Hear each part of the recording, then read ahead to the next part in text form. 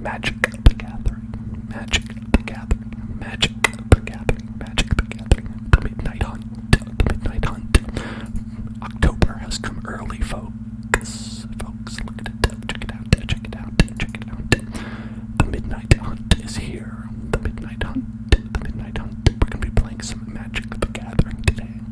They have a new set called Innistrad, Midnight Hunt, Innistrad, Midnight Hunt.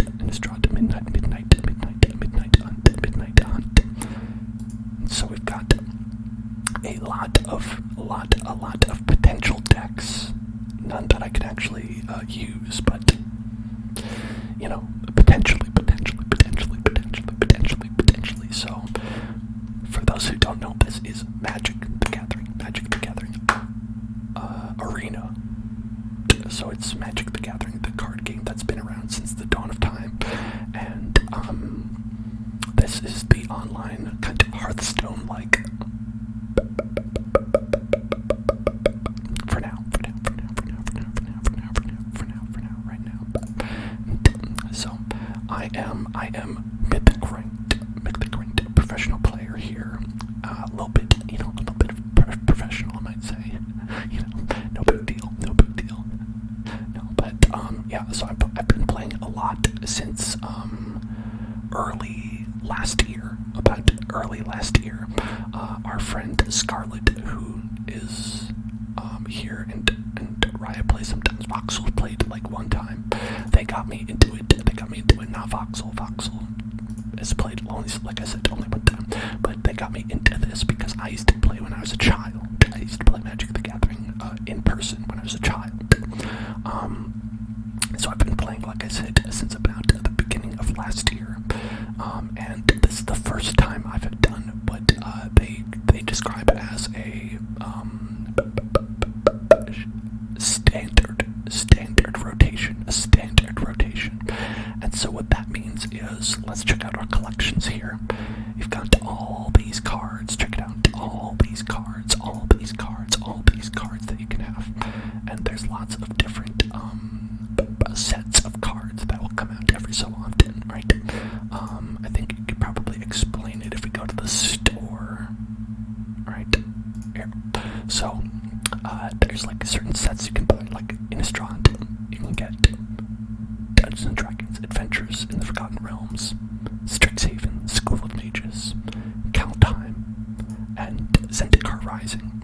Now, the rest of these cannot be played in the current standard format, so that means it's basically like, you cannot,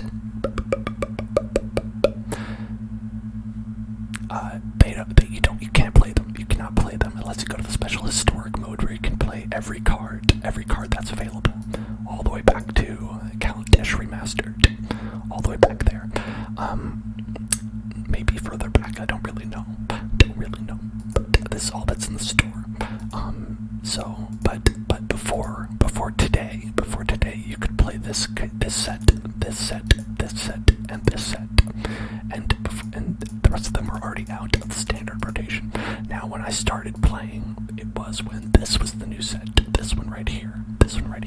So I've played, and I have some cards from this set, I have some cards from this set, and I have some cards from this set, and then a little bit that I picked up from some of these, but that's it. Now I can't use any of these anymore. No one can in the standard rotation. So now we have to just use cards from all these sets right here. So it's a little bit of a challenge because, as you can see, now these are the decks that I have. I deleted all the decks that I used to have because they don't work anymore. So the notation here. This deck box is a deck you can play. This deck box is a deck that you could make if you used your cards, which is like crafting. Like you can craft some cards. Like it's like, hey, you have the resources. This like little bright shiny icons means you have the resources to make this. And down down here, these mean you do not. It's like, hey, you need 11 rares, 7 mythics, 18 rares, 3 mythics, 22 rares, 4 mythics. Basically, it's just the different cards that you have. You get little wild cards that you can use to make whatever you like, right? I only have enough to make a couple of these decks that I looked up. But as you can see, this is the only one that I can play right now. This is the only one that I can play because it uses entirely old cards. It is a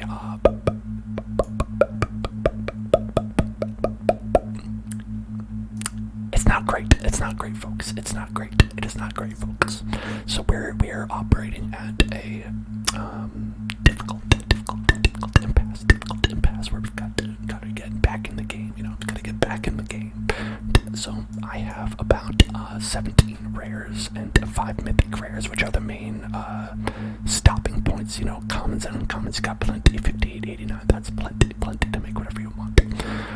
But 17 and 5, right? You could make maybe like one of these, maybe two of these decks, maybe just one, and none of these over here.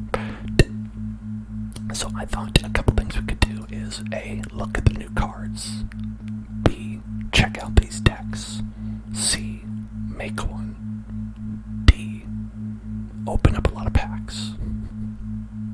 Open up a bunch of packs of cards, because one thing I've done is I've saved every card pack that I've got from the last expansion. I have 159 packages of cards. 159 packages, which is probably enough to complete the entire set. I just, earned those by playing like game modes where they give you packs, and I've just been saving them up because it's fun to open them all up together, because I didn't need any of the cards that were inside. So, why not?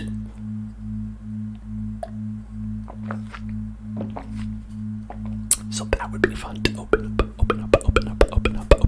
And those are obviously for the old set. So, I wonder what order do we want to do things in? What order should we do these in? One thing we can do is we can check out the new cards that we have not collected from Innistrad and Midnight Hunt. Right, got some nice boys here, nice card boys. I think we can, oh yeah, we can look at them nice and big style. Got Blessed Defiance, Candle Trap, Chaplain of Alms, Curse of Silence, Gavany Trapper, Hedwig's Mask. There's a droning sound. Oh, you're right. I think what this is I did not turn off the binaural beats from last time. So what we had those binaural beats going on. Those binaural beats.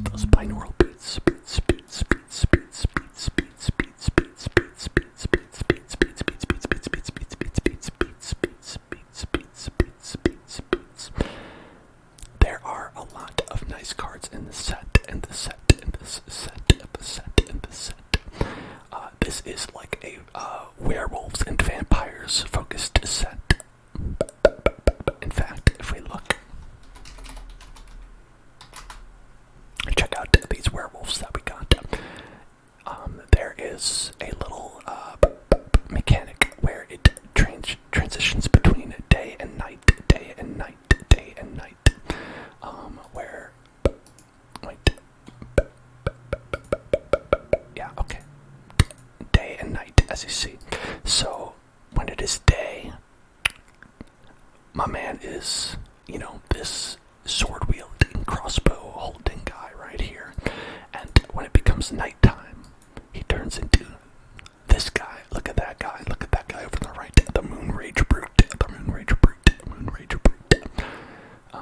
And that's pretty cool. That is pretty neat. I think that it's a cool mechanic where you get to see like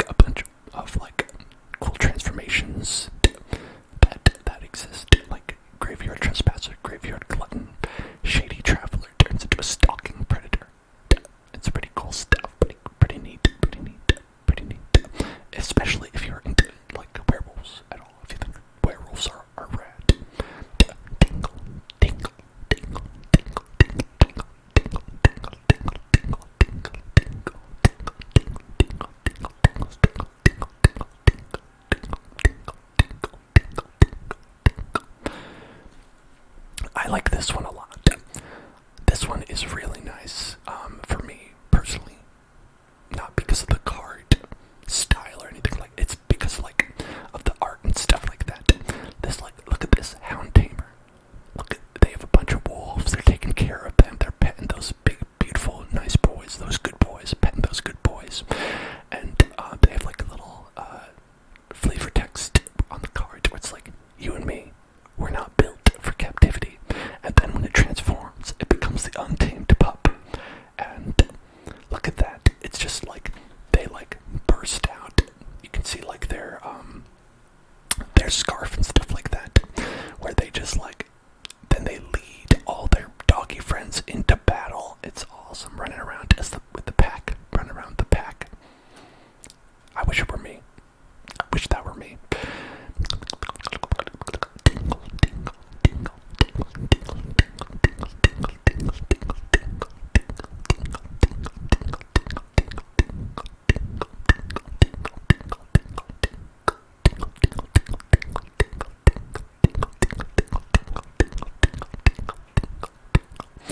You have Arlen here, who turns into a big werewolf right there. You have Tovalar, who is leading this big pack of werewolves right there.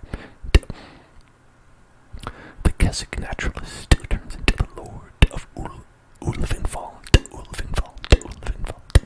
And Tovalar's hunt master, who becomes Tovalar's pack leader in the nighttime. It's just very cool.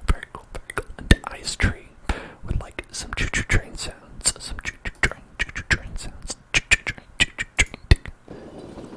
Let's turn those on.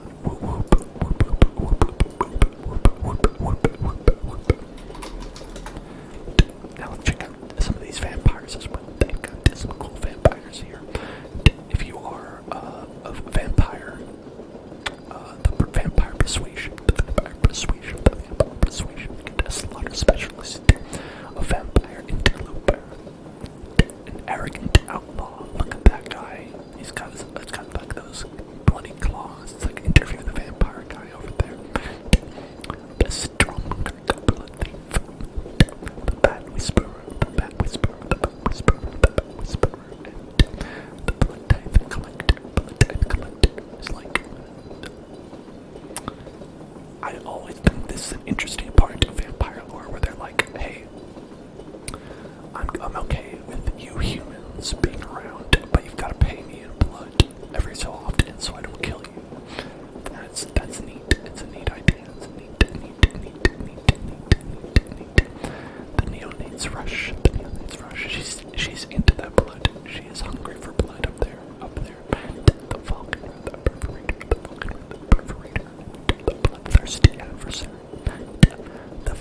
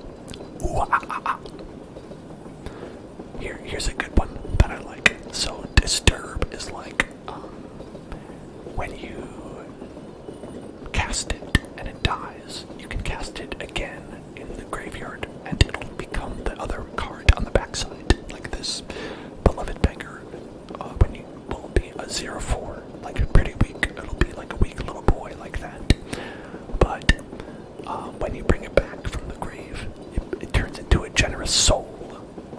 Look at that. It's like way stronger. And I think that's super neat because it's like he's this kindly old beggar who's like, could you spare a coin or two for me? Could you spare me a coin? And then it's like, oh, if you paid him his dues, right? Then he'll come back as a big strong soul who can destroy everybody. That's pretty cool. That is pretty neat. That's pretty neat. So they have like interesting little dynamics with that. Like this. So there's the morning patrol and then the morning apparition, like that. Where it's like when you cast it, it's a doggy and their master. The doggy and the master. And then when it comes back from the grave, it's a doggy and their master. But the master's a ghost. And they get to play out in the afterlife. Oh, that's so cute. That's so cute. I don't know why like Magic the Gathering seems to be appealing to me, a person who loves dogs, but I appreciate it. I appreciate it nonetheless.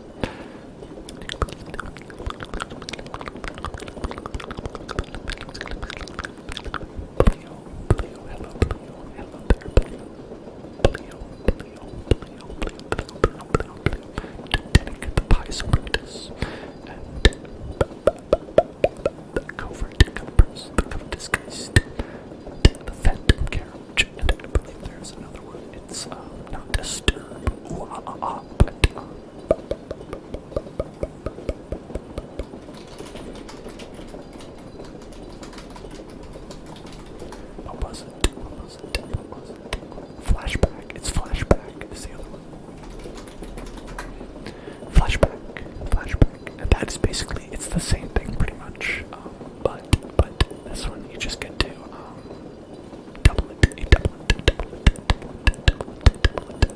Oh, thank you, Bleo. So it's like that one's just like you can cast it one more time from the grave.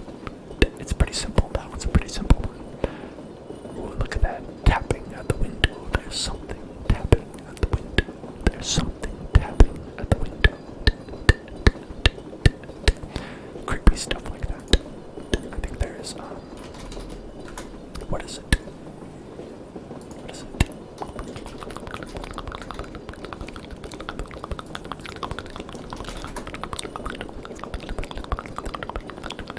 That's what it is. Check that out. The Hostel Hotel. Scarlet. Yes, I'm playing Magic here. But you know, you gotta get ready for it, right? You gotta get ready for the stream. We're playing the Magic here. We're looking at the Hostel Hotel. And what's cool about this is that this Hostel Hotel turns into a monster house. Look at that. Turns into the Creeping Inn. Just a big, like it's a regular mansion right there. And then it just picks up, and it decides to be a big monster. That's rad. I think that's really cool. I like that guy. Oh, this guy's not in a good position. That's a bad position to be in.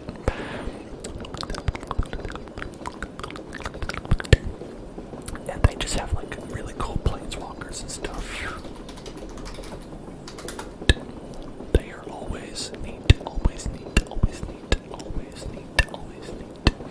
I think the one that I like the most in this set is probably Ren and Stimpy right here. Got Ren and Stimpy.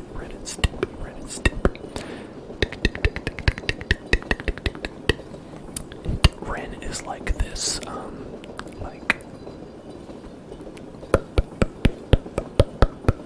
person. I think they were a person at one point, and then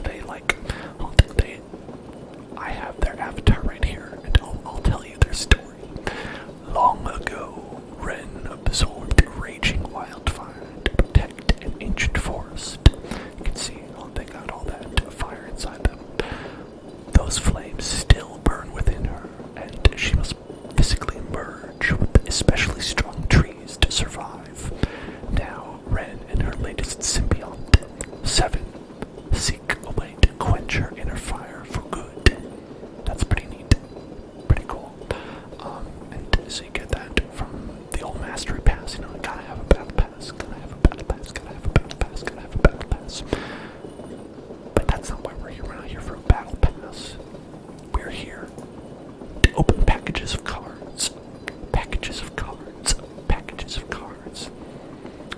159 packages of cards. Look at that, they're popping up and down. Look at that, they're vibrating so excitedly. And now I am too, because I'm moving my mouse so quickly. What do you say we open 159 packs of Dungeons & Dragons Adventures in the Forgotten Realms packs?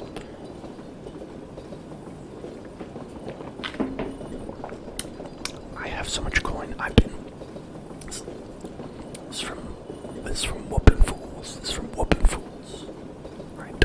You earn all this stuff. From Whoopin' Fools. Let's open these 10 at a time, right? Boom. Check it out. So here's our 10 rare cards that we got. Delina, Triumphant Adventurer, the Sorcerer class, the Rogue class, the Grandmaster of Flowers, Zariel, Archduke of Avernus, Tiamat, another Rogue class, an Adult Gold Dragon, the Lair of the Hydra, and this is really good. This is really good. We got three mythic rares. Those are the rarest ones. So out of 10 packs, we got 3.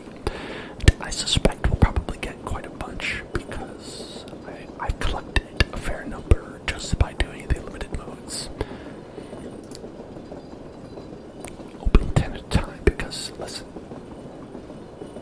Boom, boom, boom, boom, boom. Getting these wild cards. We're gonna need them.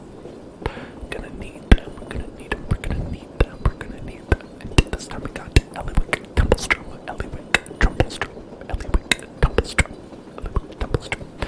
Teleportation Circle, Skeletal Swarming, Wizard's Spellbook, Teleportation Circle, the Orb of Dragonkind, Wish, another Skeletal Swarming, Tasha's Hideous Laughter, that's Tasha for you, and the Forsworn Paladin, some good cards.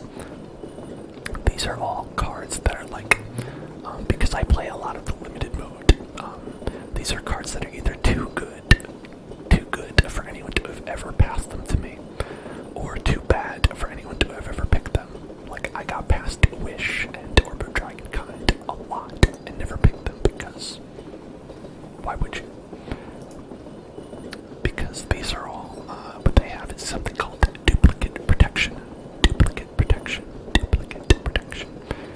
Ooh, wild cards. Those are good to get. Duplicate protection basically means that if you already have 4 of a rare card, you won't get any more when you open up a pack. So because I've collected a lot already, then we're making sure that we get only ones that we don't have. Part of the strategy of waiting to open the cards. Simple get. Ooh, there's our first flump. Can you believe it? I've never gotten a flump. This wonderful card. Can you believe I've never picked up a flump?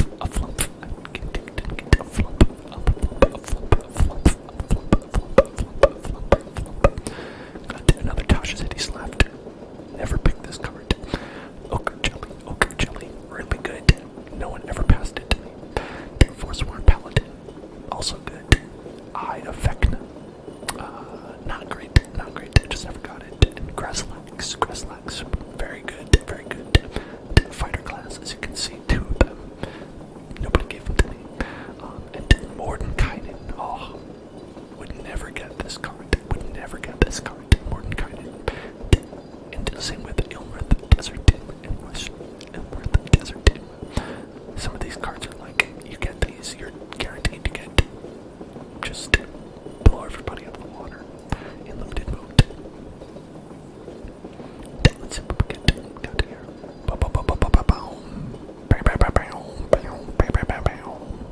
Dungeon Descent. This one came up quite a lot. I've seen this one a lot in limited mode, and each time it was like, pass. I don't want it. Pass. I'd rather have nothing. Than have this card in limited mode. It might be okay in constructed. I've never seen it though. Another flump. Icing Death. This guy. Great card.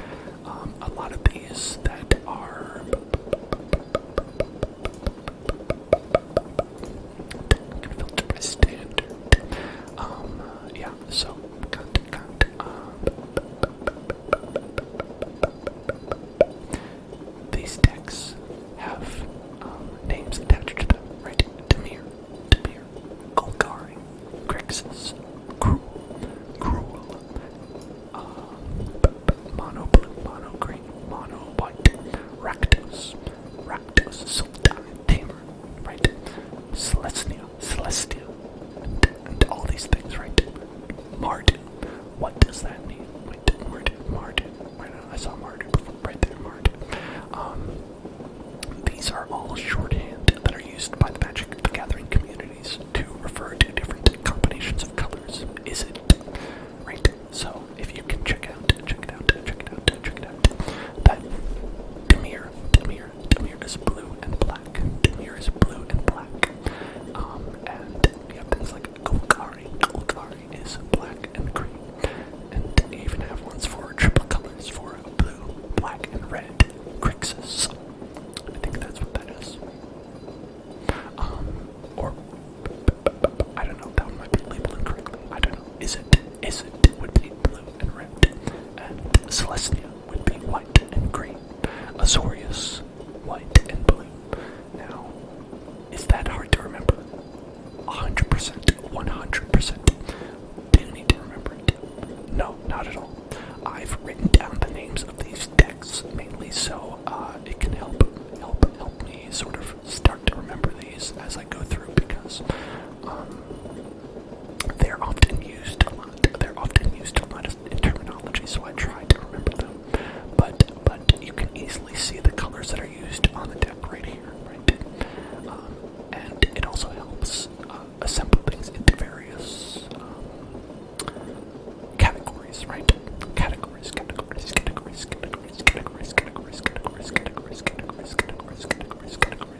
A mono white deck is going to use a certain number of cards, only the white cards, right? A mono green deck is only going to use green cards. A mono blue deck, only blue cards, right? And so, just like that, Rakdos is only going to use black and red. This is incorrect. This is just wrong. I probably labeled this wrong or something like that.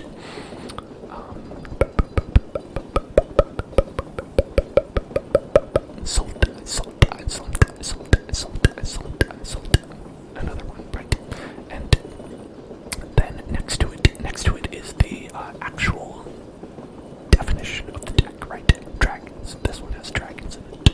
Control. This one is control-oriented, where it seeks to make sure that your opponent can never play any spells ever and cannot do anything, and they are very upset and they just leave the game. That's the goal of this deck. Same with this one, right? And then you have, there's another one. Basically, any controls are decks that are seeking to be big jerks to other people. And anything that says aggro, right here, girl aggro, mono green aggro, white aggro, those are seeking to end the game as quickly as possible. Presumably before the control decks are able to make sure that they have a bad time and hate themselves. And then you have other types of strategies where you have vampires, right? Where they're seeking to use different vampire cards to make sort of like a combo-oriented. And then you have things like ramp, where they seek to use value that is generated by cards to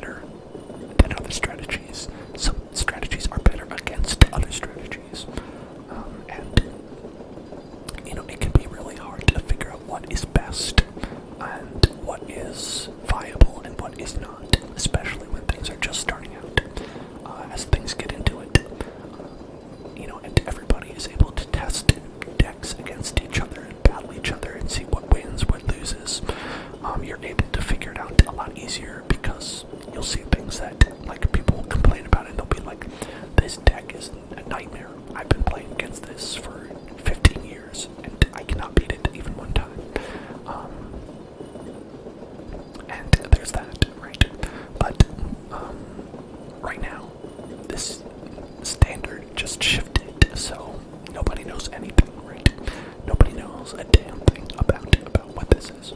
So I thought we might go in, take a look at some of these decks, and try to find something that we think will be good together, right? And then maybe we can play some games and see how that goes. Maybe.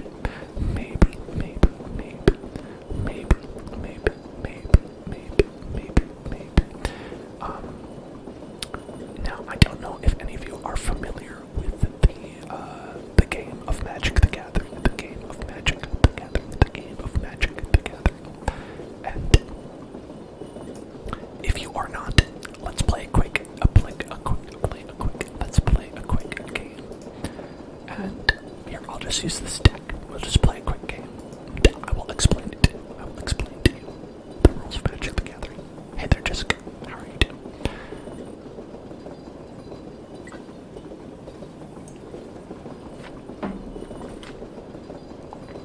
I'm probably going to lose because this deck is not very good, by the way. I just want to throw that out there. This is for explanation purposes. Okay, so opponent goes first. There's basically an invisible coin flip. Someone gets to go first, someone goes second. If you like your hand, you can keep it. If you don't, you can mulligan, which will give you a new hand, -1 card. And then you can continue to do that until you have 0 cards, and then you just concede the game. Right? Okay, we're gonna just keep this hand. And then you see 20 and 20. I have 20 health, they have 20 health. The winner of the game is the one who gets their opponent's health down to 0 first. That is the winner of the game. Ordinarily. Sometimes people can be tricky about it, but that's the main thing. Each turn, you can play one land. You can play a land, and that's basically your energy. They played the Rimewood Falls, and we played the Snow-Covered Plains. When you play a land, it can give energy, right? That gives 1 energy, and it's tapped to show that you cannot use it again this turn. So, then this marker right here shows you what everything costs. The little blue highlight shows what you can play this turn. We can play this. We'll play that. It is a creature, as you can see. It is down here, and it can attack for 1, and it has 1 health. Pretty basic, right? And so this can attack once per turn. Any turn other than the first turn. You have to wait 1 turn to give people a chance to react. As you can see, they did another one, right? And it had a little effect when it came in that made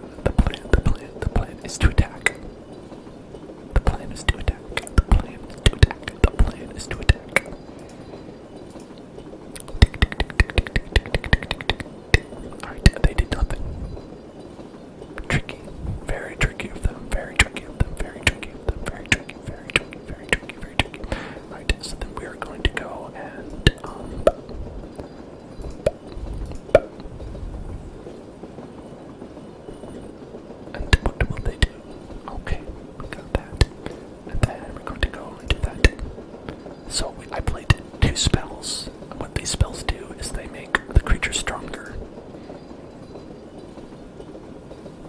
And there you go. So now it's a 6/6, which is very strong. They're down to 50. Now what can happen next turn is that they can kill the creature. Right? It went back down to a 4/4 because one of those spells was only for one turn. I assume that's what they will do. That's what I would do if I were them.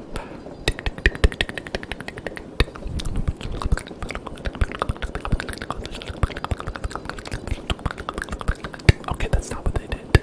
Very interesting. An interesting strategy on their part. Okay, so what we're going to do is this time we're going to move into the student's advocate.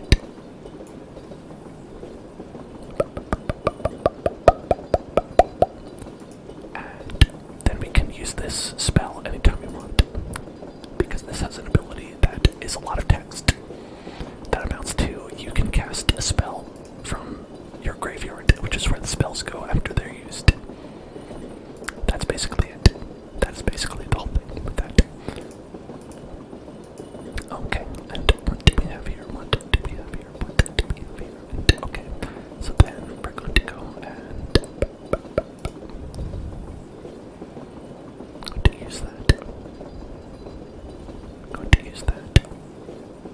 use that.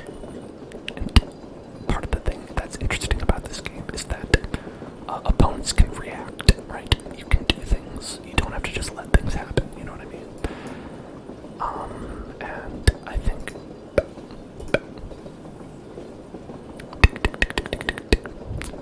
and then let's see, what are they gonna do? What are they gonna do? Are they gonna do? Just block that. Okay, they did not block that. Okay, so what they did was they sacrificed their thing because they have a special ability that lets them get another land out. If they sacrifice the creature and pay 2, right? So it's a lot of different cards that have a lot of different effects. It's a lot to juggle in your head, especially when you're just getting started. But there's a lot of interesting strategies. And okay, here we go. So they're playing a pretty strong card right now for 5, right? We don't even have 5, we only have 4. So it says that power and toughness are each equal to the number of lands you control. Non-token creatures you control are forest lands in addition to their other types.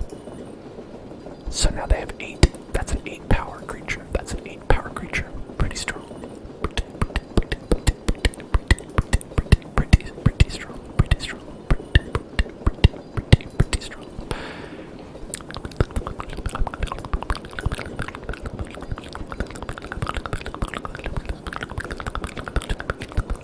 I think we can do it. I think we can deal with that. So let's try and just attack.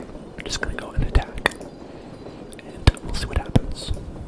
Because that's really the deck that we're playing. This is a very simple deck. There's not much you can really do. Not much you can really do about anything, if anything happens, right? So we got that, the snake skin veil, the snake skin veil, snake skin, the snake skin, the snake skin, the snake skin. I'm going to go with that. And so that makes it so we can get a whole bunch of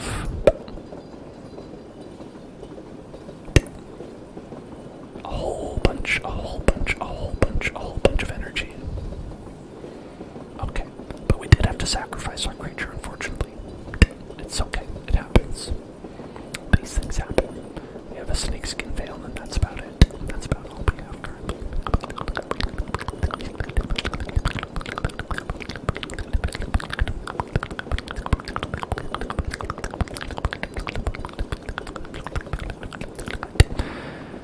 Okay, so they're returning everything to your hand except for giants, wizards, and lands. Okay. Alright, so that goes back to my hand. That goes back to my hand. That's okay. That happens. That is something that occurs. That is something that happens. That is something that happens. It's alright. Then we're gonna put that out. And then we've got to put that out. And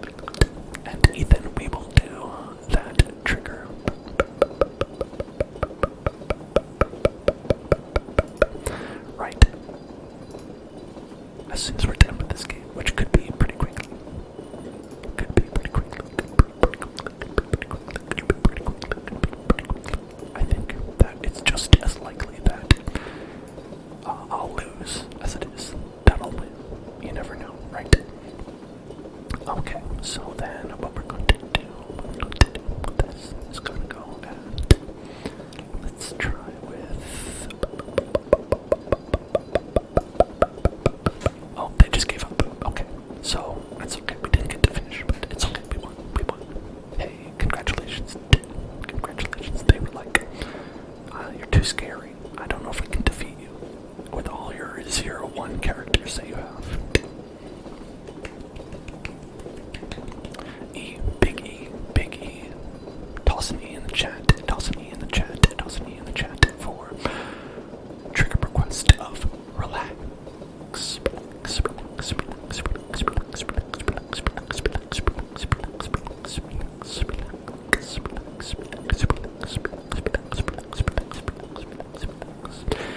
Everything is alright. Everything is okay. Everything is going to be alright. Everything is going to be just relax.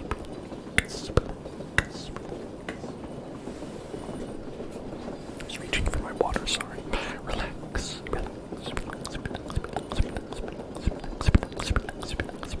It's okay. Just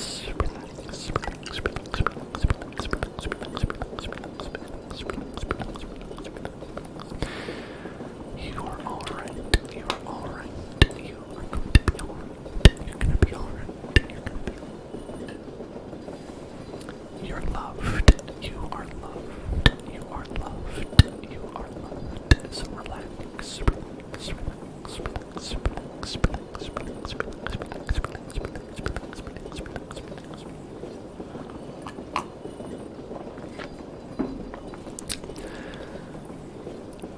We're just here having some relaxing time, playing a little card game together, playing a little card game, just relaxing.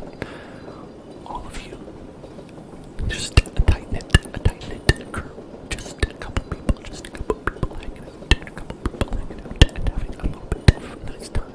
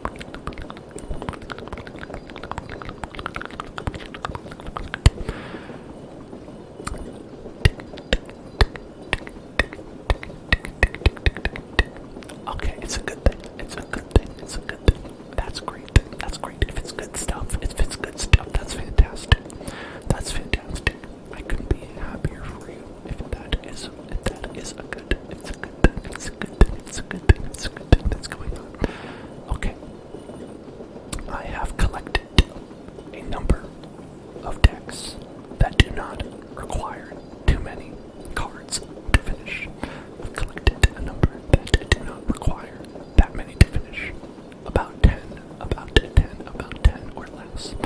So let's take a look. Let's take a look. Let's take a look. Let's take a look. Let's take a look. Let's take a look. Let's take a look. Let's take a look. Let's take a look. Let's take a look. Let's take a look. Let's take a look at these. Okay, so let's start with the deck that we were just playing. For folks who would like to be followed, like to follow this, and my head might be in the way. I'm not sure. Is my head in the way? Probably a little bit. Maybe I'll put myself on the other side. Maybe I'll put myself on the other side here.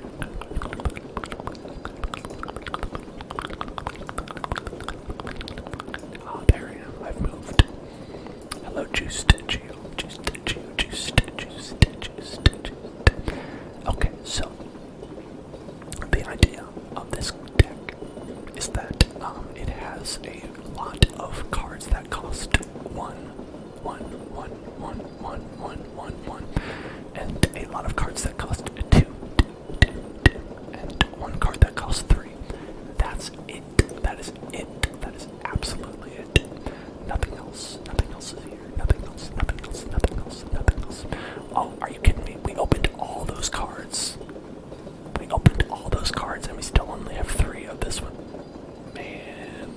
Man, are you kidding me? Man, come on. Anyway.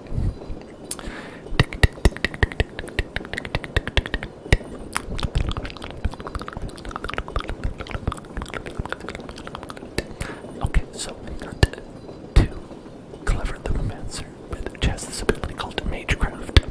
So that makes it so that whenever you cast a spell that is an instant or sorcery, which is a type of spell like that, a snow sorcery, an instant. You can see it in the middle of the card right there. It gets a bonus of +2/+2 until the end of the turn. Right? This one, whenever you cast your second spell of the turn, and that can be a creature spell, like the card itself, or it can be an instant or sorcery, something like that. It will get a +1/+1 counter, which lasts as long as the card is alive. So it is a lot based on comboing cards, like casting a lot of cards, 1, 2, 1, 2, 1, 2, 1, 2, 1, 2, 1, 2, like that. And that's the entire goal. That's it. Now, the problem with this deck is that if you run out of cards, because you're casting 2 cards per turn, but you only draw 1 per turn, if you run out of cards, if you run out of creatures, you're done. That's it. You just concede the game because you've lost. And so it's very much a all or nothing plan. And while that's okay if you're just playing like a one-off game, but if you're playing like a ranked mode where it matters if you lose, if you're playing a best 2 out of 3 where someone can plan for it, it ain't good. That ain't good. It ain't good. I would not rely on this deck for anything other than just getting some cheap wins if you want. Now, with that being said, there are even some that are more aggro, because that is very aggro, right? If you think of aggro as aggressive, that is what it's short for. There are 3 here that are achieving the same goal. I would say probably 2 better ends. This one, mono green, but as you can see, it only uses green cards. Green cards are the only cards that are being used here. Now, let's check it out. Let's check this out. This uses a lot of the same cards, right? Well, some of the same cards, but it has cards that even go as high as 4. Look at that.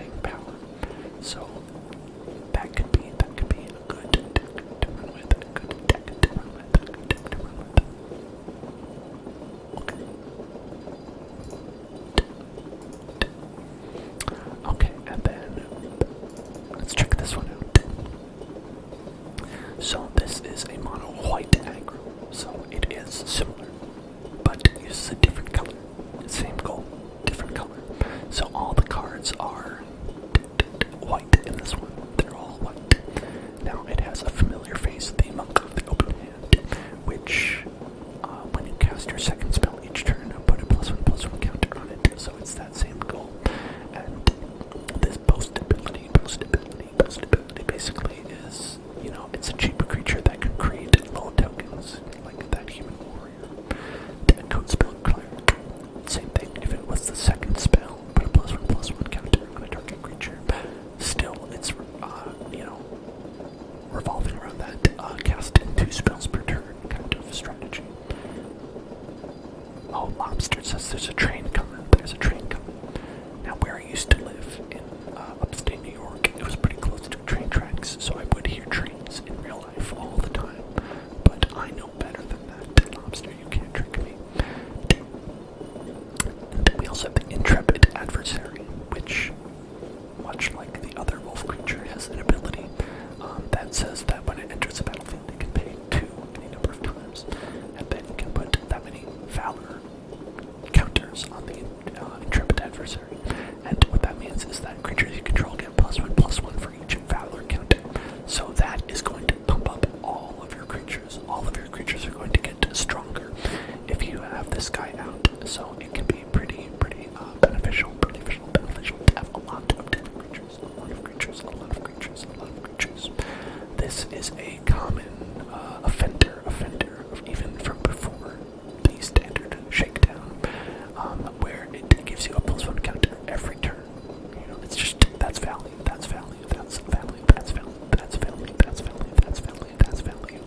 And, we have other guys like this, other guys like this.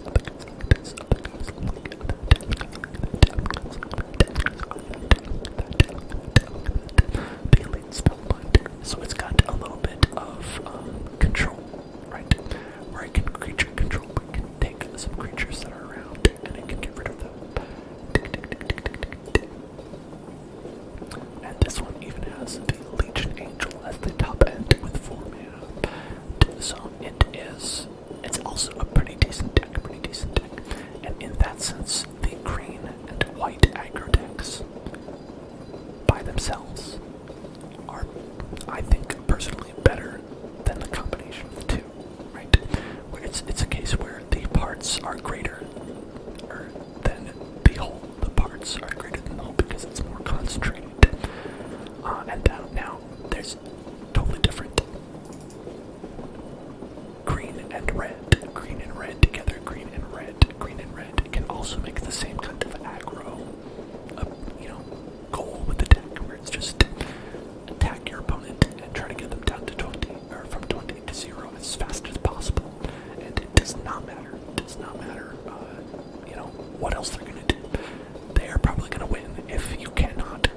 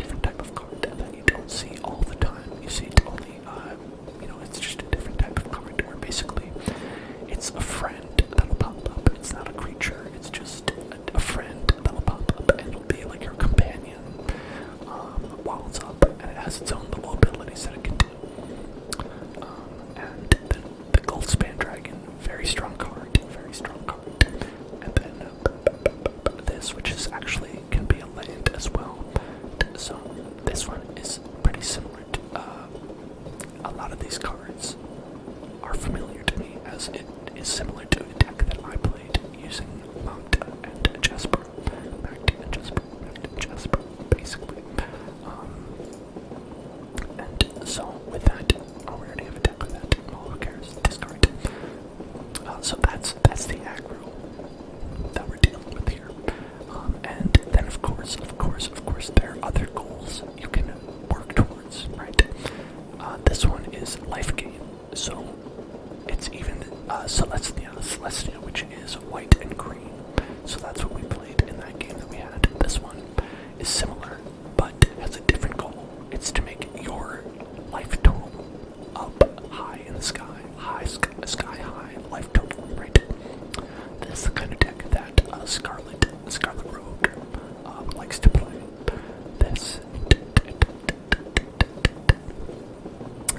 has an ability that says if you would gain life, you gain that much +1, right? This one says that whenever a creature enters a battlefield, you gain a life, right?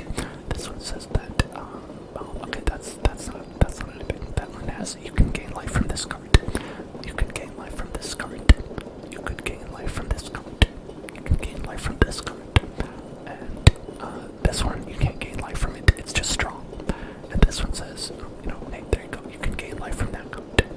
And this one, you can gain life. And this deck, this one.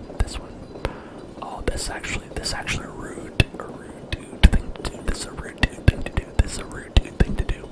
So, it's a little bit complicated. So, this actually was banned. This was a banned combination because it was conceived as too powerful. And annoying, actually. So, this card, the Book of Exalted Deeds. So you play this, and it says at the beginning of your end step, if you gained 3 or more life this turn, you create a 3/3 white angel creature token with flying. That's okay. That's fine, right? That's the card. That part of it is okay. The part that's not okay is the next part that says for 3 extra mana. So after you've cast this, you can pay 3 more and tap that, and you tap it and you exile the Book of Exalted Deeds. So you get rid of it. You put an enlightened counter on target angel. It gains the ability that says you can't lose the game and your opponents can't win the game. So that is a little bit messed up, because as long as you have this creature out, this angel, you can't lose. That's part of the card, right? Which is kind of messed up. Now, the idea is that if you kill that angel as the opponent, if you're the opponent and you kill that angel, you can go ahead and win after that. It's no problem. But you have this card, the Faceless Haven. Okay. What this card does, it says that for 3 snow lands, for 3 snow mana, Faceless Haven becomes a 4/3 creature with vigilance and all creature types until the end of the turn. And this is a land, right?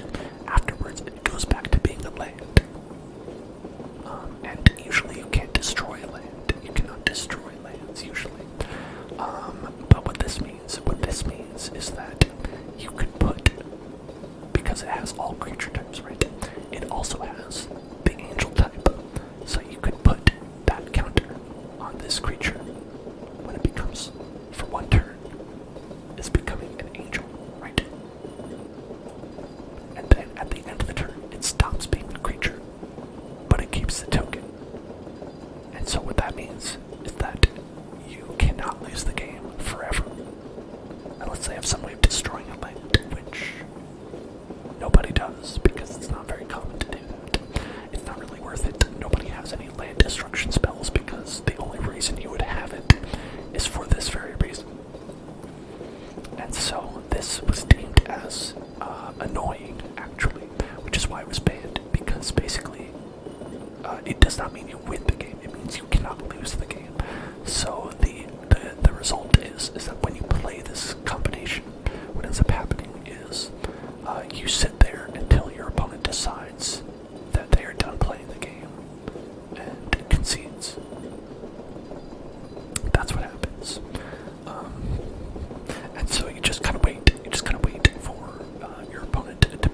alright, I'm done playing.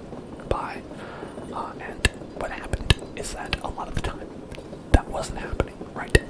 Either one thing that would happen is that people would just sit there, and games would take like an hour to finish. And another thing that would be happening is that you might face someone who does the same thing as you, right? If your opponent does this as well, and has their faceless haven that's just sitting around with this token that says you cannot lose the game, then both opponents are just sitting there and no one can lose the game. And it's just you sit there for however long you want, and whoever decides to leave is the one who loses, and the other person wins. So that's why they decided to ban that combination, where they took this card and they said you can't play this card anymore. Now, as you can see, you can play this card. I think that might be something that they should probably consider not being the case, but, hey, whatever, right? Whatever, right?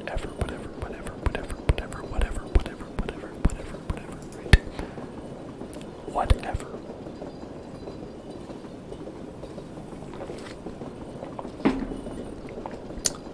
And so, yeah, personally, I can't live that life, right? I can't live that life where you're like, alright, I'll just sit here, I'll wait for you, because it's like, I got stuff to do,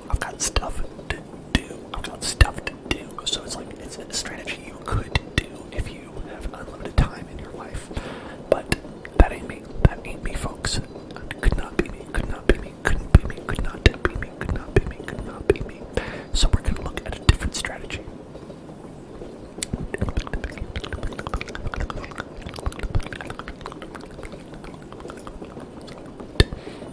Alright, this one's called Dimmer.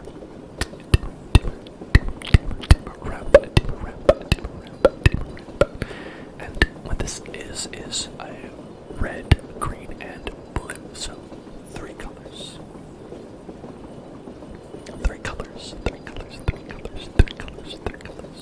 And your melody and flame, Matthew. Hello, and I hope to see you all tomorrow. Tomorrow for Minecraft.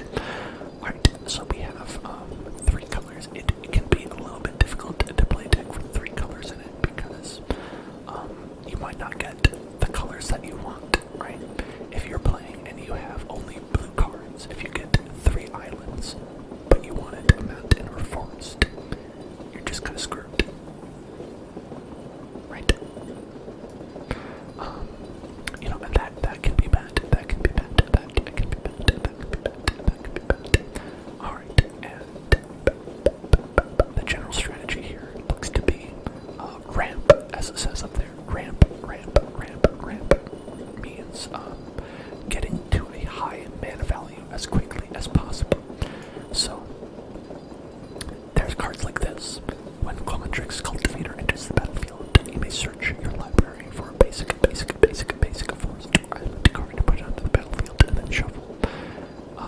And something like Skycleave Relic, when it enters the battlefield, create two tapped tokens that are copies of it, and what it does is say add one mana of any color.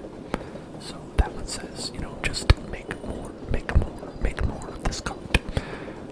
And this one says it's a creature that when you play it, you can tap it and get one extra land, mana.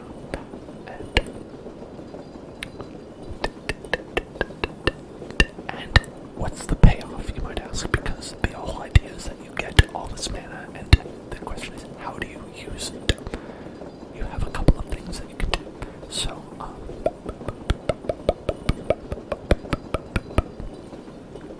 this one is deals 5 damage to each creature and each planeswalker.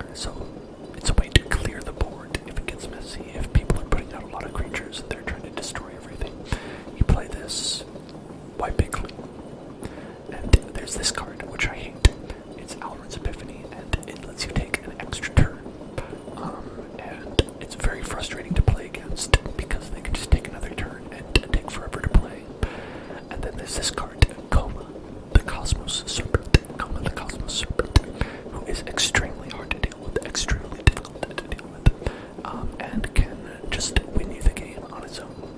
Honestly, the main thing is that it costs 3, 4, 5, 6, 7 to play, so you have to get all the way to turn 7 usually, when people have already devised a way to take care of anything they can put down. Presumably, the goal of this deck is to reach 7 very quickly, so that's not going to be a problem for them. It also has this for 8.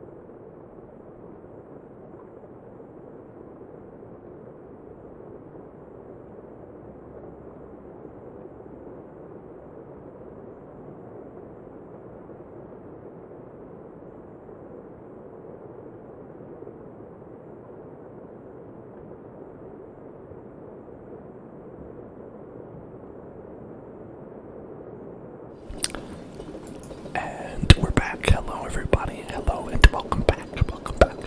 Italians can get behind some magic. That is great to hear. That is great to hear. So, like I said, we are here looking at the decks that some people have come up with for this new standard rotation. We looked at some ramp. We looked at some mid-range. We looked at some aggro. We looked at some jerk combo decks. And let's also look at a control deck. Control. Chaos. Now, let's see. There is Dimir control, which is blue and black. There's Esper control, which is blue and black and white. Blue and black and white. Blue and black and white. Now, the goal of a control deck is to destroy everything, every card, have an answer to every card that your opponent plays, and then win by attrition, basically. So, the idea is that you're going to make the opponent lose every card that they have and maintain an advantage, right? I start the game with 7 cards, you start the game with 7 cards, and you're going to trade 1 for 1, 1 for 1, 1 for 1, 1 for 1, sometimes 2 for 1, sometimes 3 for 1, as good as you can get. And then you're going to get it to when your opponent can't do anything at all, and you can play something that will win the game. A very late game threat that will win the game. Hello, Martina. How are you doing? Martina. And hello there, Shizanoki. It says, don't lose. Thank you for subscribing, Shizanoki. Thank you for subscribing. Hope you are well today. We're playing Magic the Gathering, as you can see. I will not lose.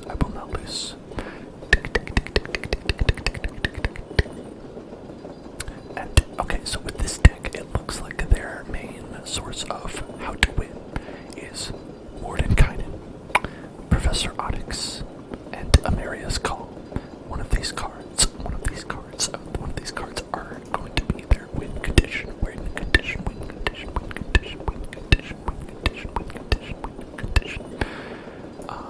And so that means that every other card in this deck is to get them to the point where they can play that card comfortably and win with those cards, right? Because as you can see, that costs 6, 7. So you gotta wait until turn 6 or 7 to be able to play those cards at least. And so what do they have to do that? They have this card, Bloodchief's Thirst, destroy a creature, right? So you play a creature, they destroy a creature. Same with this. They play a creature, you destroy a creature. 1 for 1. But look at this. This one, this gives a card to your opponent. So that's actually pretty rough. That one's actually a little bit rough. But it can be useful. It can be useful if you need it. Countering spells. Negate counters a creature spell. You try to play a creature. This says no, you don't get to play the creature. You try to play a spell that has 4 or more. This says no, you can't play that. So it will cancel it out. And so that can be very helpful for just that trading off, making sure that your opponent doesn't do anything. If your opponent does anything, then as a control deck, you are losing.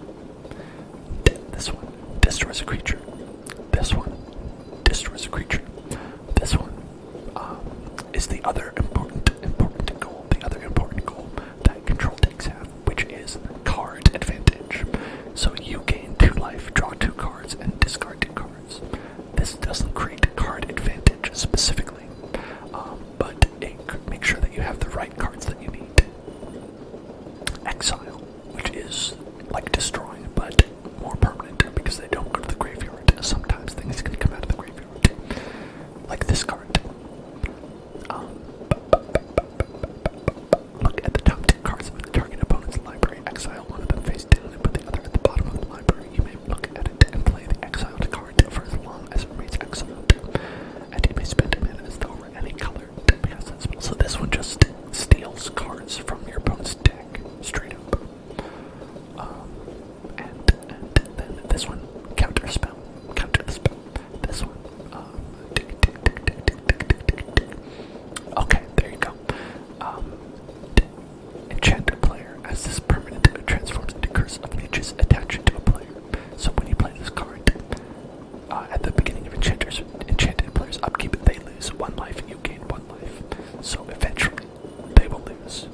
have this on them. Eventually. Okay. And then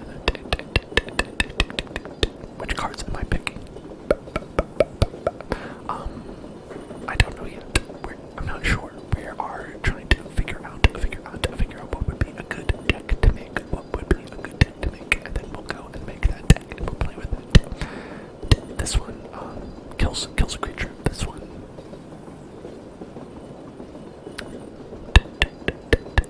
draws cards. This one draws cards. This one kills a creature.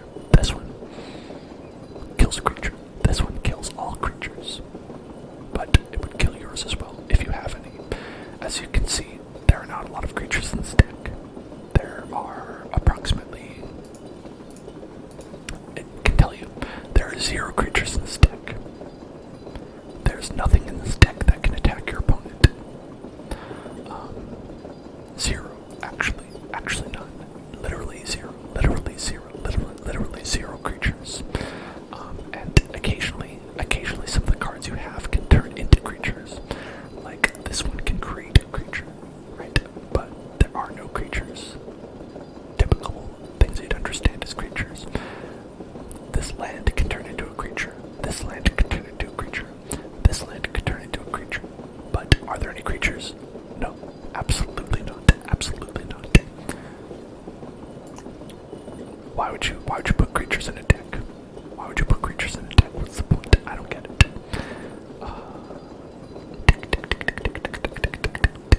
And yeah, okay, so there's a lot of different choices like that. A lot of different choices like that. A lot of different choices like that. A lot of different choices like that.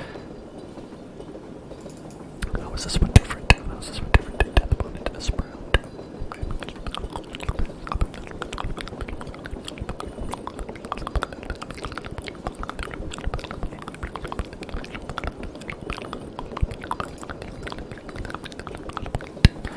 Now I am nothing if not a cheap player, a cheap person, right, who does not want to spend resources that I will not need to spend because I only have a certain amount, right? We've got 52 rares, 17 mythic rare, that's it, that's all we can do. So the goal is to find something that will be cheap but effective, cheap and effective. So we're looking for the rares and the mythics are the rarest things that we have. So this one is 8 rares, 2 mythics to make this deck.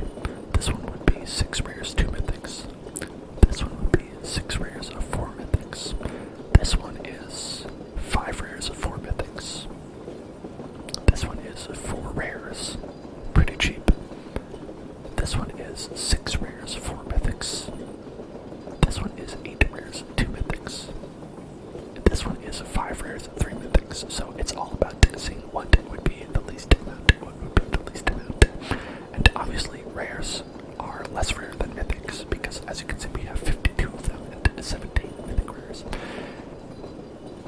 And also in addition, we're probably going to pick up a lot of the ones from the new set just happening to play, right? We just happen to play. So another thing that you can consider is that the cards that you want to make, if you're being as efficient as possible, are from older sets where you're probably not going to get any new ones, right? This one has granted 7, right? 3 of them. It says to make 3 of them for that. And everything else, but, well, okay, Devilars, right? So it's about how many of these are going to be old ones. 1, 2, 3, and 4. 4.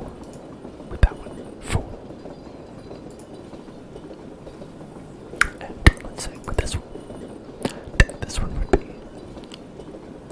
4. Basically every card in this is from the new set, So for me, that one's going to be a no. That one's going to be a no because maybe we'll be able to do that later, right? Okay, then this one says that basically I'm looking, if you're wondering what I'm looking at, there's a little insignia on the right, in the middle of the card on the right side, that is gold or silver or just black, which would be a common. There's no commons in this deck. Yeah, and that's what you're looking for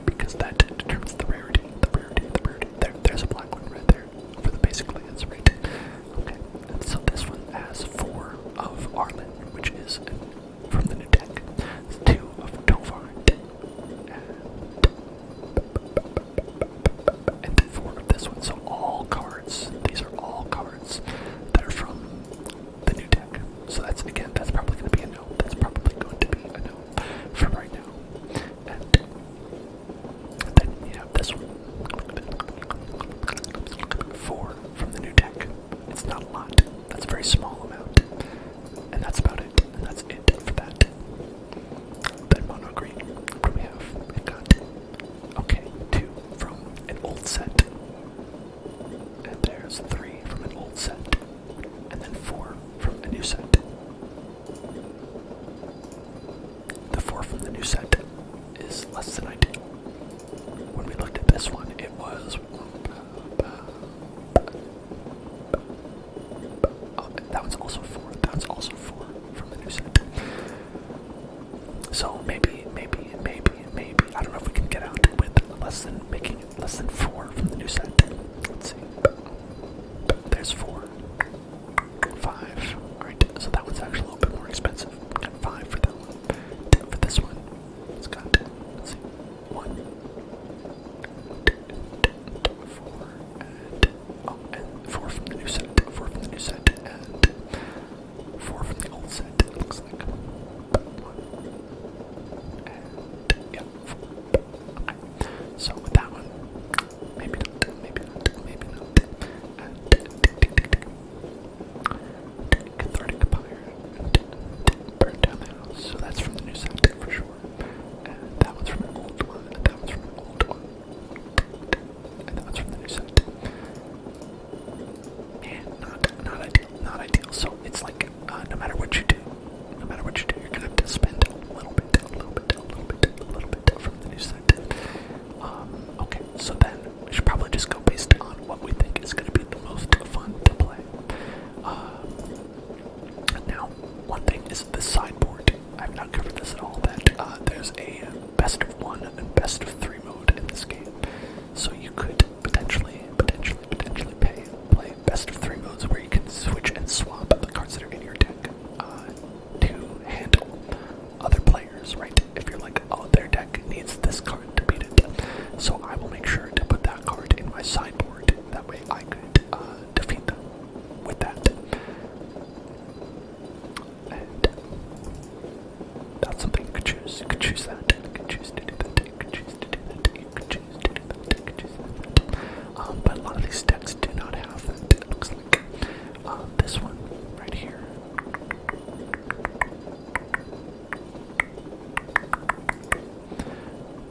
Yeah, I see. This one does have it. It does have that as Callous Blood Mage, does the Herald, the Baleful Mastery, Professor Monics, the Culling Ritual, the Skeletal Swarming, the Mascot Exhibition. I think that, okay, they probably, with this, you'd want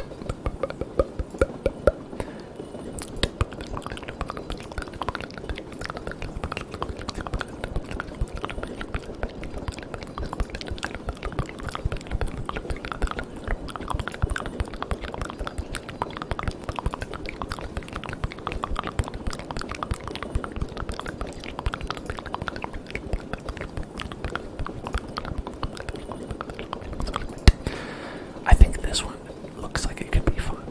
It has a little bit of a mix with, so it's got some creature destroyers, right, where you can destroy some creatures. It's got this guy, so you can gain a little bit of life. Another creature destroyer. This one can create copies of tokens, like with this one creates a token, you can just copy a different token. And then this has a creature destroyer. This has an ability that you can do a couple things with this one. So with this Rennet 7 card, what you can do is you have the option each turn to pick one of these numbers on the side, and it will change the little number on the bottom right of the card, which represents your loyalty. If it goes down to 0, this card dies, and it can be attacked in the way that you could attack someone for their life points. And so each turn you have the ability to choose. You can choose one. You can choose 1 to do. You can choose 1 to do. If you choose to reveal the top 4 cards of your library, put all land cards revealed into your hand and the rest into your graveyard. It has the ability to go and put any number of land cards from your hand onto the battlefield tapped. That's pretty good. If you have done the first ability and you have a bunch of lands in your hand,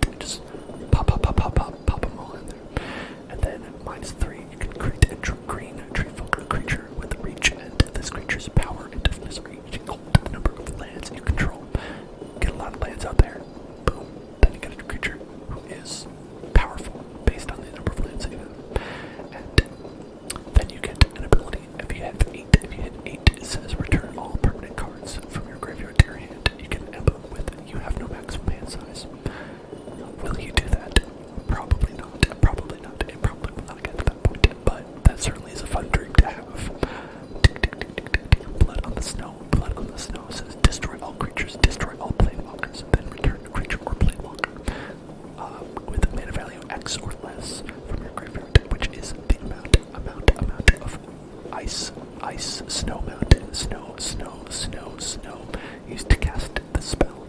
So basically, you can destroy everything and then get one back, which can be devastating depending on what you get back. And we also have Professor Monics here, who's just a fun little card, and all of ours on the master, that can make two green tokens, and then when it is night,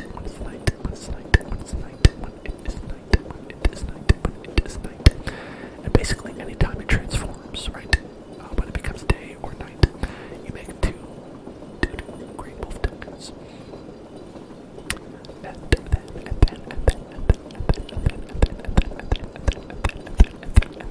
It can just fight another creature and destroy it. It's 7/7, so it probably will live as well. One thing that I think is pretty fun about this, is that if you cast this spell, right, this says create a green tree folk creature token with reach, and this creature's power and toughness are each equal to the number of lands you control. So let's consider maybe you have 5 lands when you play this card, right? You have 5, right? So this would be a 5/5. And then if you have this card out, Eska's Chariot, then whenever it attacks, create a copy of a token you control. You could copy that 5/5, just make another one. You could keep doing that every turn. That seems pretty fun. That seems pretty neat. I would certainly be down to try that.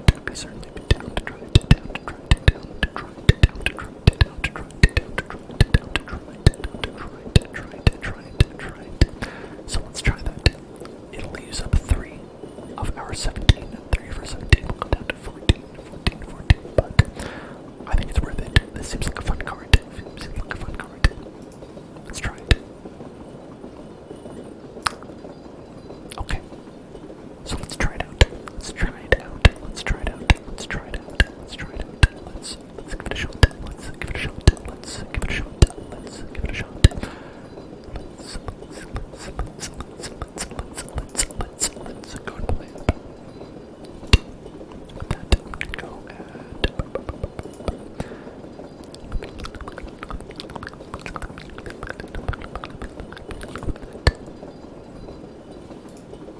yeah, and because this has a sideboard, we're gonna try and do it in the traditional sense, which is 2 out of 3.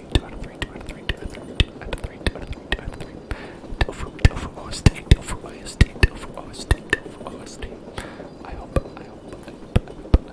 you're having a wonderful day today. Hello. We're gonna play this game against Lota, who's using the same avatar that I'm using. How rude. Okay. So we have 2 prosperous innkeepers, deadly dispute, backing up the old gods. Maybe we'll be okay with that. I literally just made this deck, so I don't really know. Do not really know for sure. Okay, let's start with that.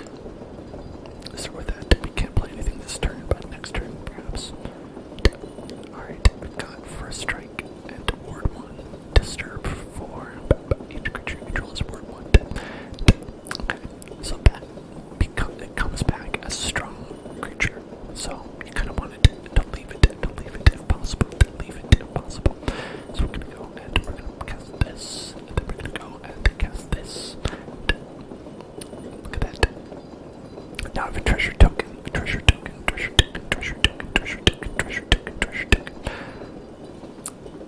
Well, that's bad. That ain't good. So they are going to pump up this creature with that creature. And that could be quite bad for us. That could be not good. And it looks like we have no lands to play this turn, which is unfortunate. So we're gonna go with this.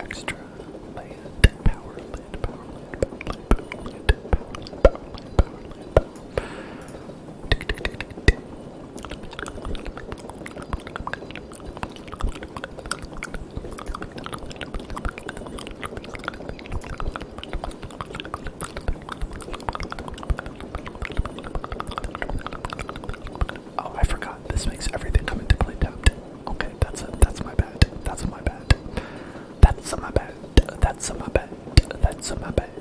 That's my bad. Okay. Let's go ahead and make this blue. And then we're going to go and... Okay, so it's a 5/5 creature. That's pretty good. That's not bad. That's not bad. That'll do. That'll do. And they'll probably destroy my creature, I would assume.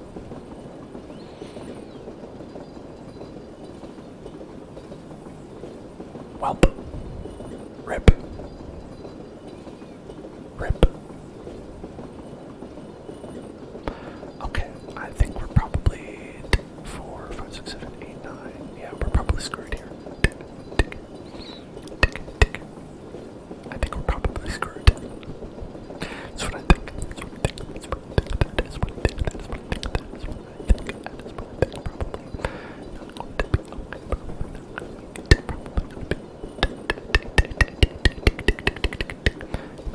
Probably not going to be. Probably going to be. Probably we could potentially do this. We could potentially. I really don't know what we could do in this situation.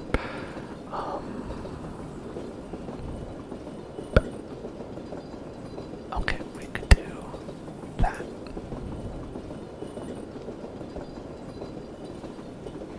Got that. Could do that, and then we could go with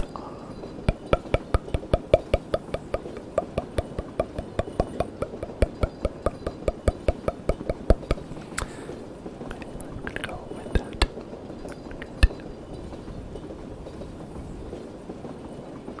And then we can go with that.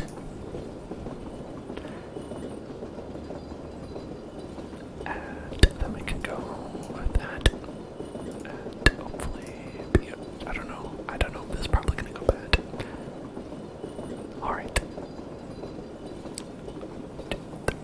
Okay, we could have been okay if we had the blood on the snow. I think where we really lost is when they used the elite spellbender and got rid of our blood on the snow and made it cost more.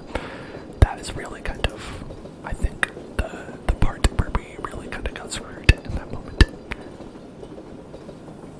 Okay, we're gonna go and concede, and we'll try round two. Let's see, what do we have here? What do we have that we could add in? What could we add in?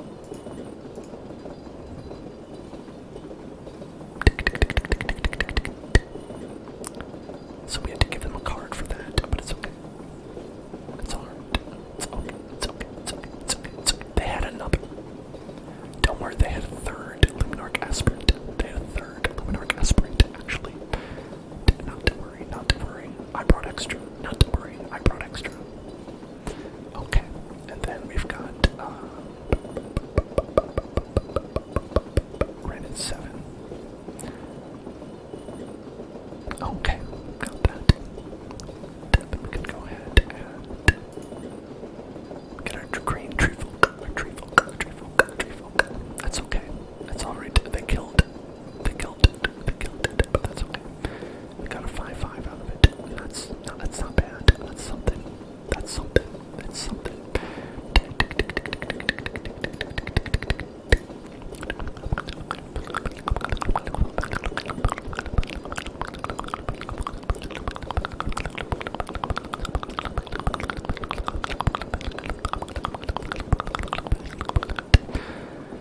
Well, they killed both of our cards, but that's how it is sometimes. Sometimes it be like that. Sometimes it do be like that. Sometimes it do be like that. Sometimes it do be like that. Sometimes it do be like that. Sometimes it do be like that.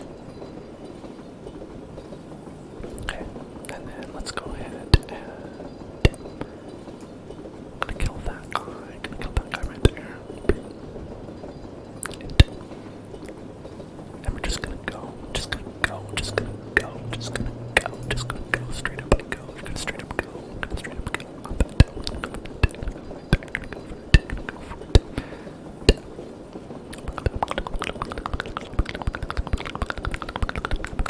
Oh, it's nighttime now. Ooh, spooky, scary nighttime. Spooky, scary nighttime. Spooky, scary nighttime. Spooky, scary nighttime. Spooky, scary nighttime.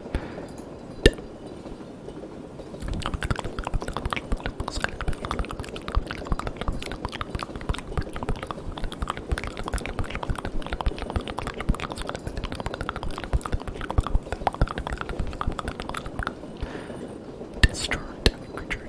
Controller investigates. Okay.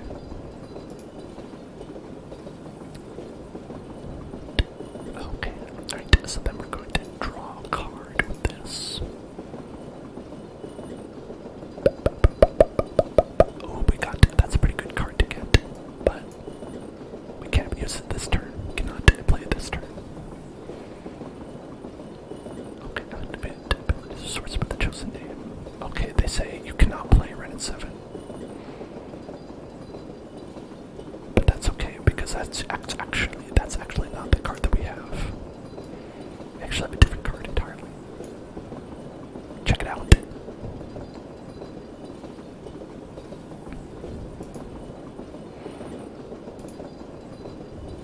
Check it out. Boom. Done.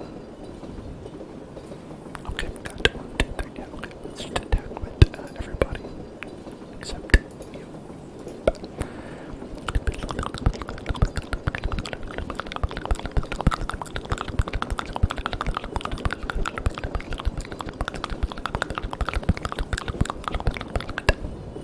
And let's see, I'm going to learn. What am I going to learn today?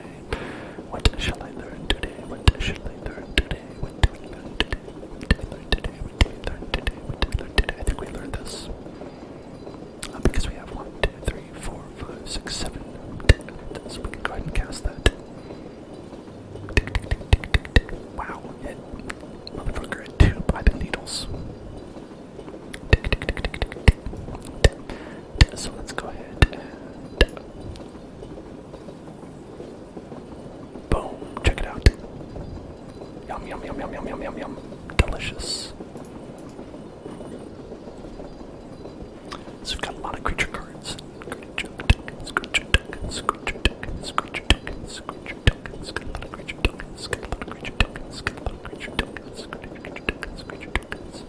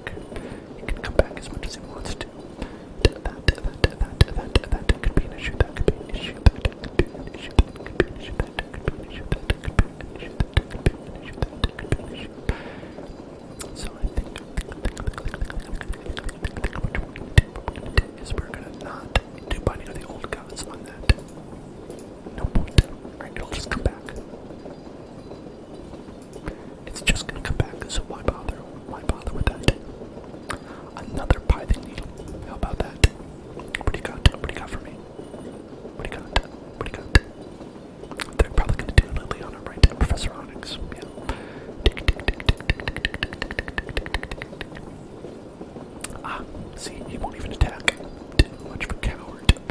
Coward. Too much of a coward to attack. Too much of a coward to attack.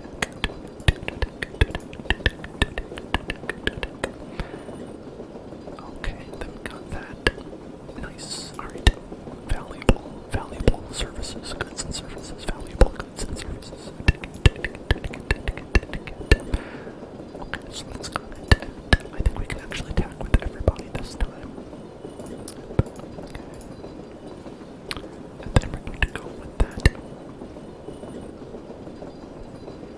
Got the life back, and let's see what we get. Let's see.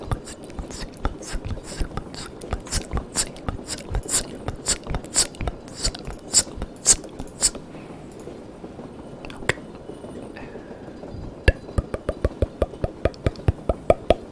Sure.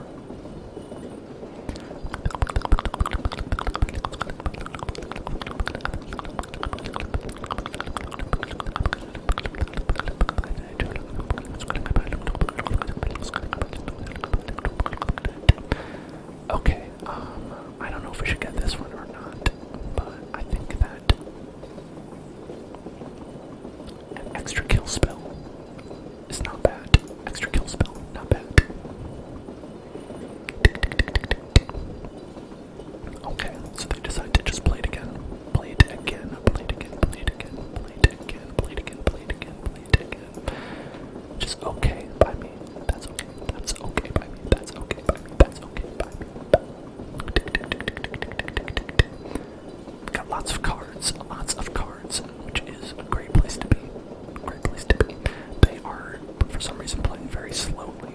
I don't really know why, but they are. Which is okay. I don't mind. I certainly am not going to complain about it. Let's see. So this is a sorcery, so we would have to exile a creature. Which is okay. We can do that. Exile. You. Exile you. There we go. Get rid of that guy. Okay.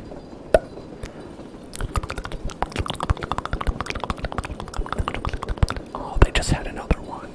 Gosh dang it. Gosh dang it. Conflab it. Consort it. And etc. etc. etc. etc. etc. etc. This is how I win. This is how I win. This is how I win. That's what he said. That's what Adam Sandler said in Grown Ups 3, if you saw that. Okay, so let's go ahead and play Lair of the Hydra. The Hydra.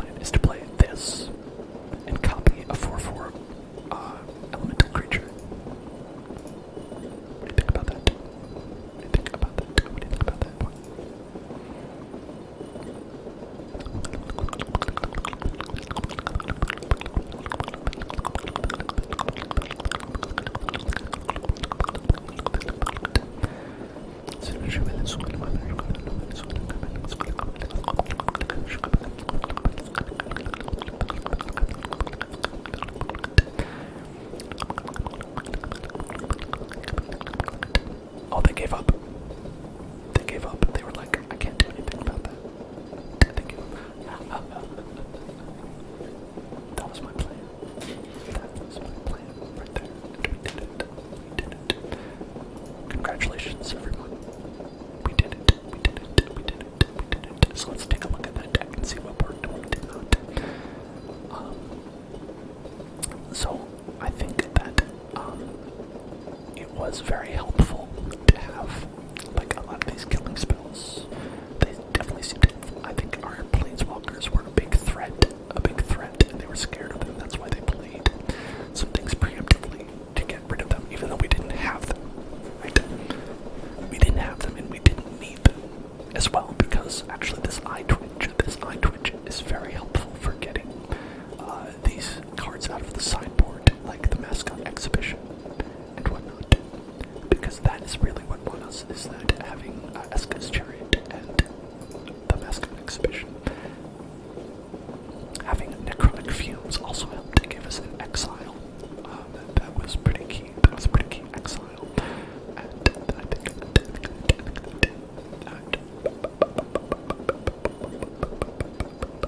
we never got Tovalar's Huntmaster, and we never got Blood on the Snow. But I think in the first game, Blood on the Snow would have really helped. I think that you can get into situations where if you have things on the board, you don't want to play Blood on the Snow.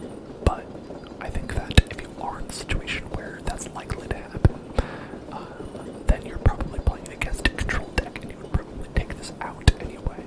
So it is, I'm not entirely sure, right? So right now I'm thinking that the best thing to do is that if you're facing an aggro deck, you probably take out these Shambling Ghasts, maybe some Deadly Disputes, and if you're facing a control deck, you'd probably take out the Blood on the Snow, as well as some of the creature killing cards, maybe depending on what kind of control deck it is. Because as we saw, some of them just straight up have zero. Now, as this is a black and green deck, it is obviously much better against other decks that have creatures in it. It doesn't have any counter spells. I would think that if this went up against a control deck, it might lose if it was a blue control deck. So I'm not going to say that this is the best deck in the meta. I don't know what the meta is.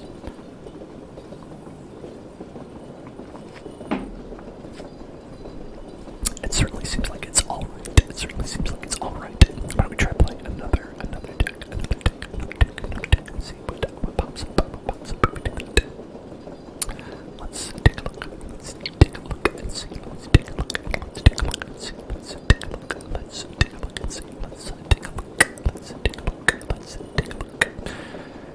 But that whole matchup where we lost the first one, then won the last two, and ended up winning the whole thing as a result, is one reason why I like 2 out of 3, because it makes it so that there's a little bit more strategy, right? It's not just about like, oh, did the hand that I draw, was that better than your hand? It makes it so it's not so much about that. It's more about who can strategize better a little bit. It can come down to like who gets the better hand. Anyway, right? There's no real way around that. Sometimes that's just how it be, right? Okay. I think we're gonna do this. I think we're gonna do that. Swarm Shambler. Right? I'm assuming this might be mono green. This might be just mono green, right? I think that basically because of the Swarm Shambler, they might have only green cards in their deck. That's my inkling. That's my inkling for now. That inkling.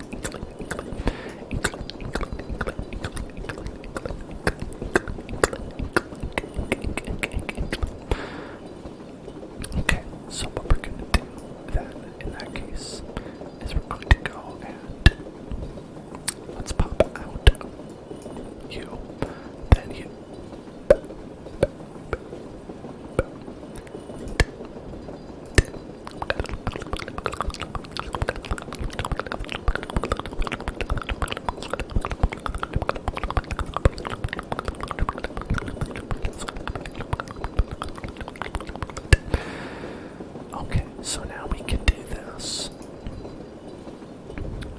here's my plan. What they're going to do is they are going to tap this, and they're going to try to put a +1/+1 counter. Right? That's going to be their plan. But we're not going to let that happen. We're not going to let that happen, are we? Are we? Are we? No. No, we are not. No, we are not. No, we are not. What instead we're going to do is we're going to do a deadly dispute and sacrifice this guy. And if we do that, then we can make it so that another target creature gets -1/-1, right? And then we can kill them before they get their +1/+1 token. The brilliant plan, a brilliant plan. The plan is complete.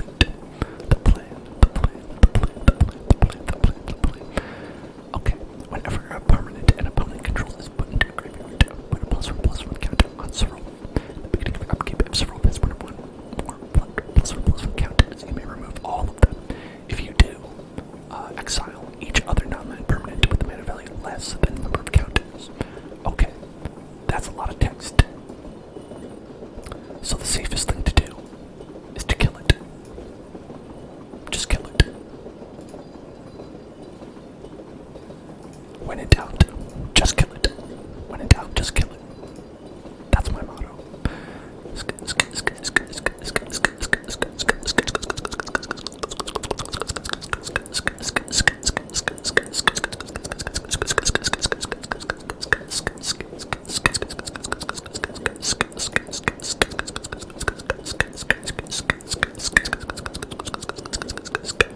Okay. Now, what we're going to do is that.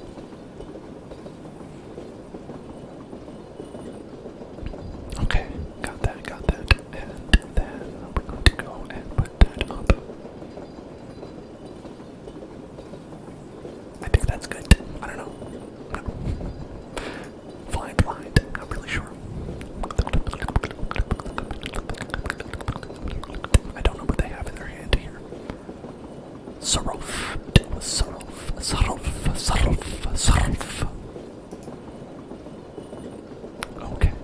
Okay, fair enough. Sarov. Okay, I was gonna put. Wait, when. Okay, right. Here's my plan. I'm gonna kill it again. Just kill it again. Boom. You're not allowed to do anything, is the motto. That's the motto. That's the motto. YOLO. That's the motto. YOLO. That is the motto. YOLO. That is the motto. YOLO. I think that maybe is good. I don't know.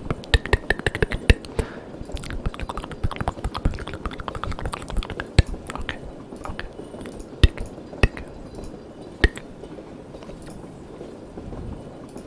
And what do we have?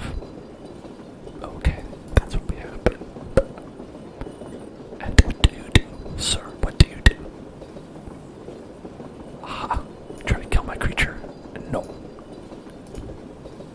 The motto is, don't let them do anything. Don't let them do anything. And look at that. You frustrate them enough and they will give up. If you frustrate your opponent enough, they will just give up. Okay, so this is a battle mammoth that they had. Okay, whenever a permanent becomes the target of a spell or ability, you may draw a card. Interesting.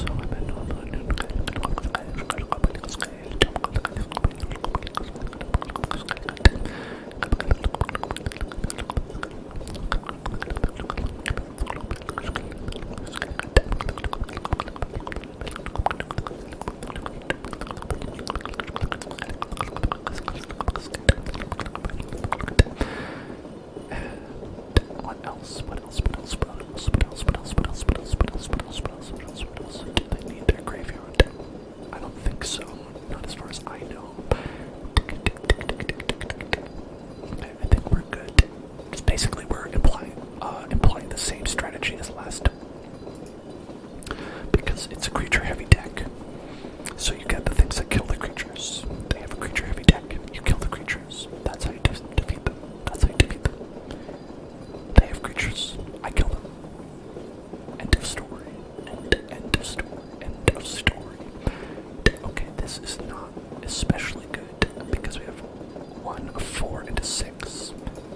It would be better if it was like a 1, 2, 3, and 4. 1, 2, 3, and 4. This is gonna be better at the end game, but you can't always pick and choose everything that's gonna be in your hand at the beginning of the game. That's okay. That's okay. That's okay. That's okay. That's okay. That's okay. That's okay. It's alright. It's okay. We can't play this because this comes into play tapped. Unfortunate, but that's what you gotta do.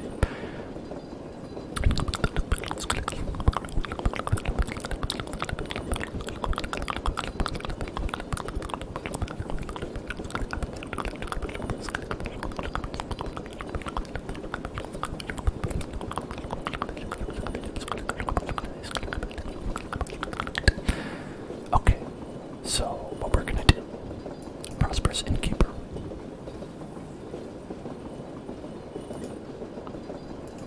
And then next turn, we could put out Eska's Chariot, if we wanted. Oh boy, that seems bad. Okay, alright, I see that. I see what we're dealing with. I see what we're dealing with now. I see it. I see what we're dealing with. I see that this is what we're dealing with actually. So if we just do this, I feel like that's not enough to just put down 1 card. So I think that we have to do this. Whether it is ideal or not. And then hopefully we can weather the assault from that.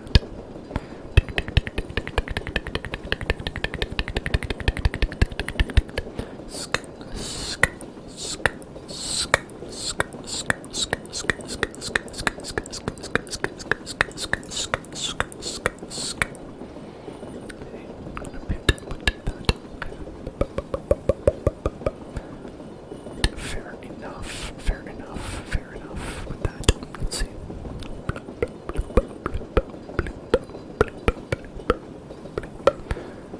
Okay, I think we're gonna have to sacrifice our Eska's Chariot here.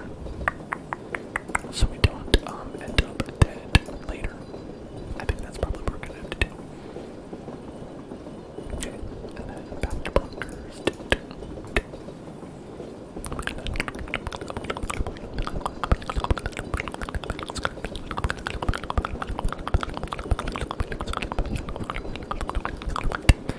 For token. Fairly strong. Fairly strong. Fairly strong. Fairly strong. Fairly strong. Fairly strong. Fairly strong.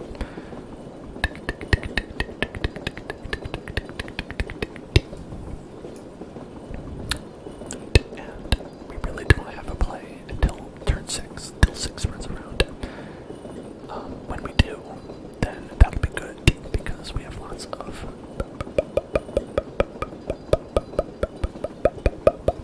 snow. Lots of snow. We've got 1, 2, 3 snow. So we'll be able to get someone with 3. Get a creature or planeswalker card with that value back. And that would be good. But let's see. Let's take a look. Let's take a look. Let's take a look. Let's take a look. Let's take a look. Let's take a look. Let's take a look. Let's take a look. Let's take a look. Let's take a look. Let's take a look. Let's take a look. Now, if they attack with that 4/4, make it a 5/5, not good. We could block with Eye Twitch and get a reprieve, but that's about it.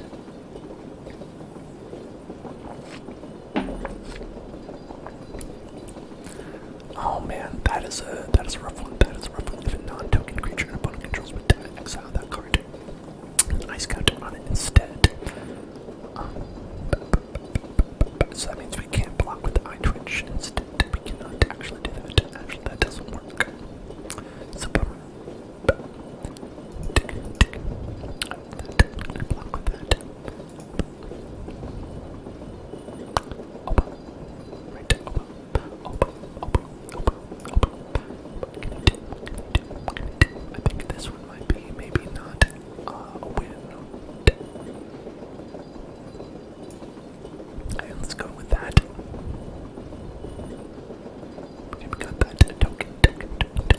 next turn we can do blood on the snow.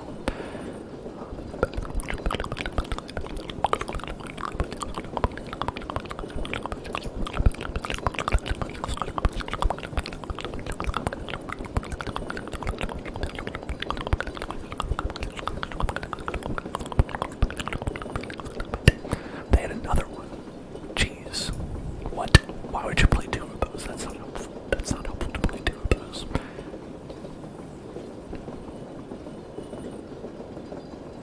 Okay, so. Right. That's what they did. Fair enough, fair enough. Okay. So we're gonna block that and take 5 damage. And now we're gonna do blood on the snow. Blood on the snow. That's the motto. That is what we're doing. That is what we're doing. That is what is going on. That's what's going on. That's what it's all about. We're gonna get, destroy all creatures and planeswalkers. Right. Nope, 1. Okay, just choose 1. Okay, that's fine.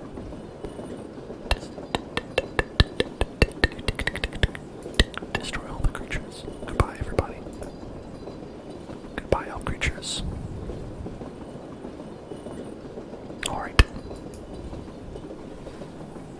What are you gonna do? Sometimes you gotta destroy everybody. Sometimes you gotta wipe the board.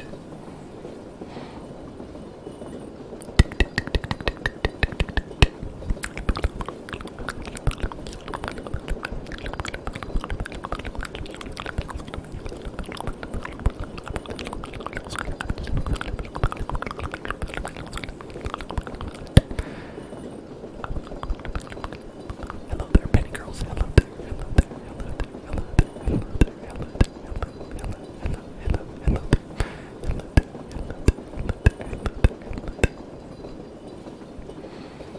Okay, now.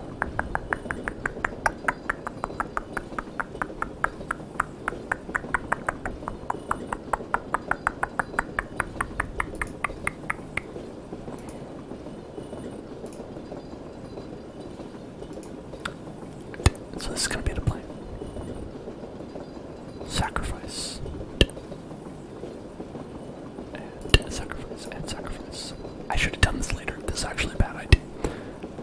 I did actually mess up instead. I should have done it in a different way, right? But I didn't. So that's where we are now. That's okay. It's okay. Sometimes it happens. Hey there, penny girls. I hope you're having a lovely day today, and I'm glad that you're here. Glad that you are here. So we can exile this instead. That's gonna be good. That's gonna be good. Exile it. Exile it.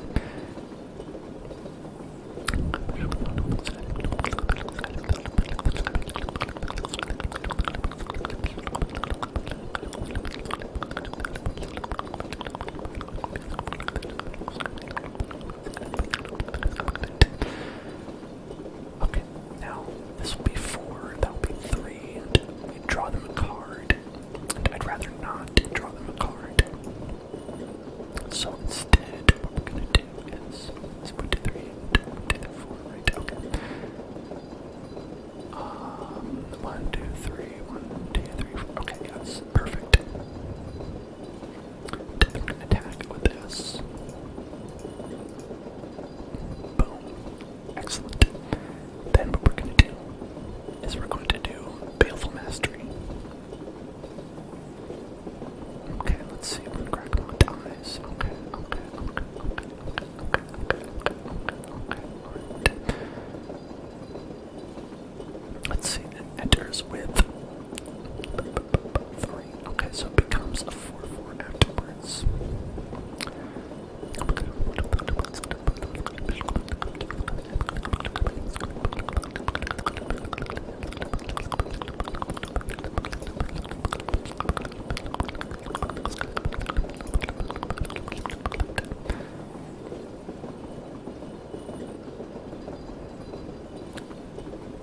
And I think that'll be okay. Okay, so then we'll go with this and we'll make the 4/4. Make it a 4/4.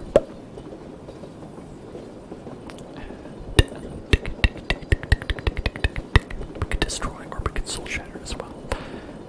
And I think soul shatter is probably going to be the one that we want to use in this situation because it is more expensive.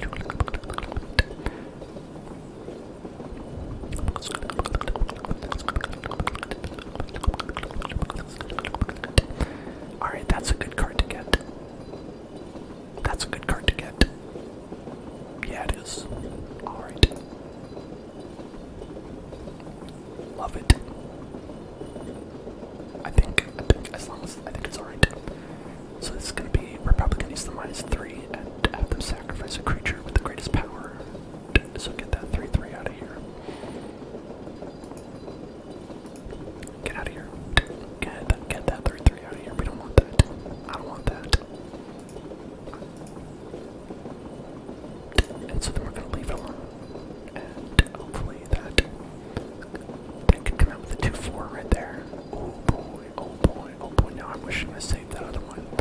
We shouldn't have saved it. We shouldn't have saved it. When the creature controls the dice, but it will have to count on all the. I see that. I see it. I see that.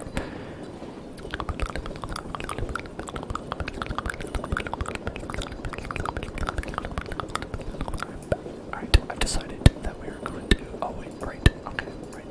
Man, I should have used the power word kill. Now that they put out two things that I can't do. I am a fool. Okay, black spider creatures with medicine reach. Let's see.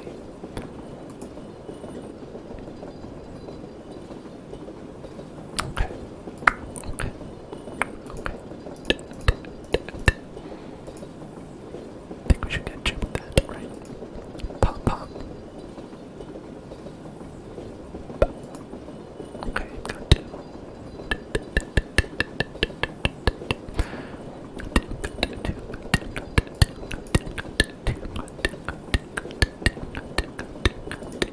Do we have any creatures in here? We have no creatures. Where did our creatures go? They all died.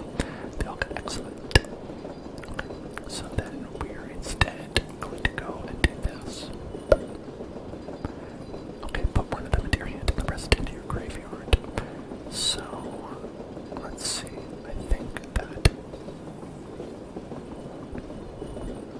Okay. We'll put that one in. Right.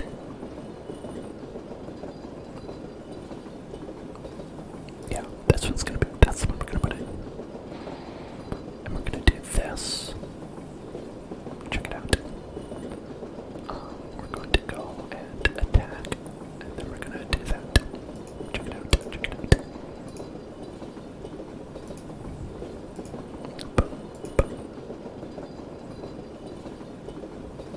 Okay. They block.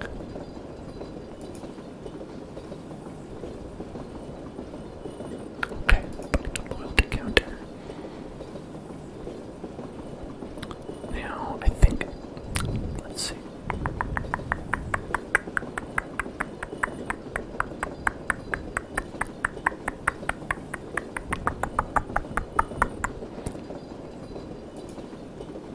Okay, here's what we're gonna do. They're putting a shambling chest out. Okay. Oh, that's Serolf. Damn. Got that Serolf. And well, it's a good thing I saved this blood on the snow. It's a good thing I saved this blood on the snow, isn't it?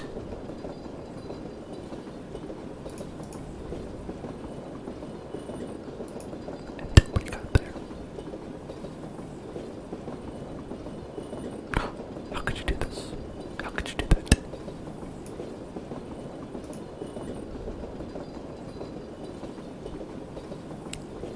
There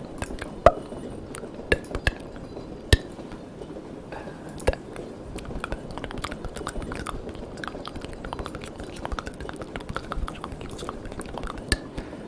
Destroy all creatures. Everybody did. Everybody out. Everybody out.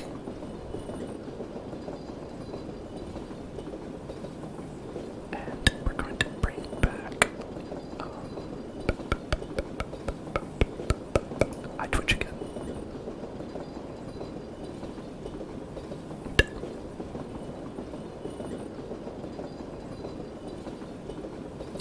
How could you do that? How could you do this? Alright, so we got another one of these. And I think we'll get the mascot exhibition. Alright. And then we'll get environmental sciences. We must have already used the exile card. I don't remember doing that this game, but I guess we did. Must have been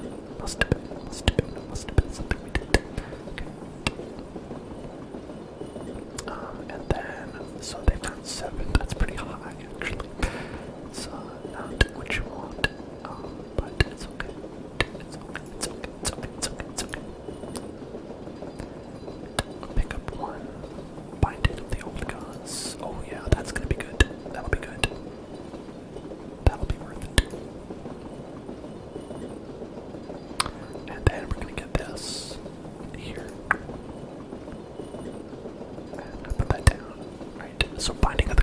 this next turn is going to be very helpful because we can go ahead and destroy non-land permanent that they have.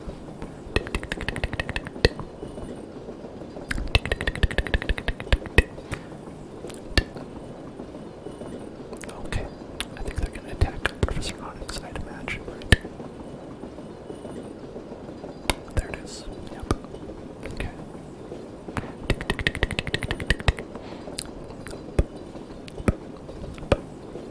Oh well, so sad. So sad.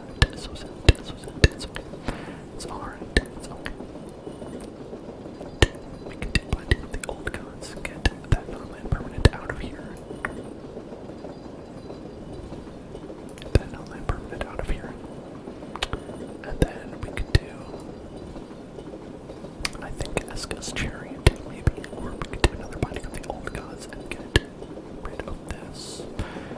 I think that has value to it, 246. Yeah, we're not hurting currently, I don't think, but we'll see. And get rid of that.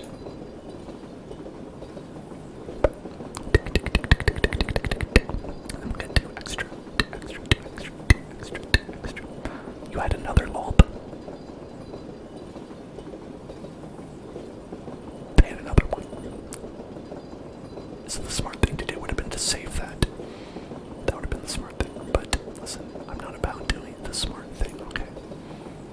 I'm about doing the not smart thing. Is what I'm about. Okay, so then we'll put that down, and then we've got, let's see.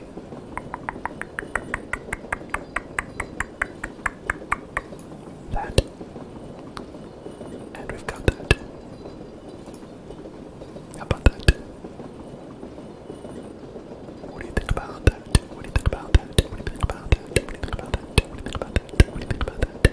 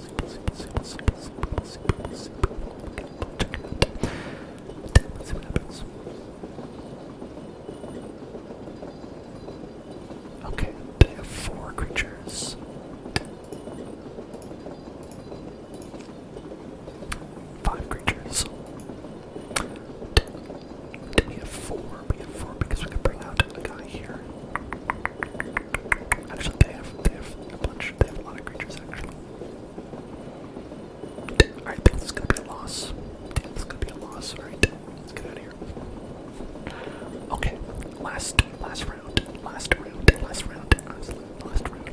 So what did we learn? We learned that they have a lot of planeswalkers actually, and enchantments, planeswalkers and enchantments, and also this would destroy that enchantment. So that would actually be a good thing to have. And also they have tokens.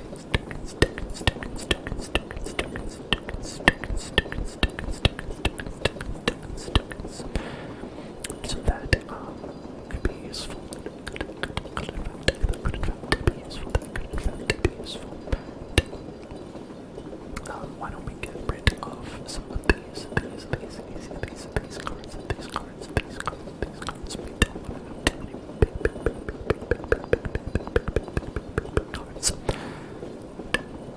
Oh, why did I put that in there? That was an accident. I was looking for the necrotic fumes, and I was like, why can't I find it? It's because I put it inside my deck like a dummy.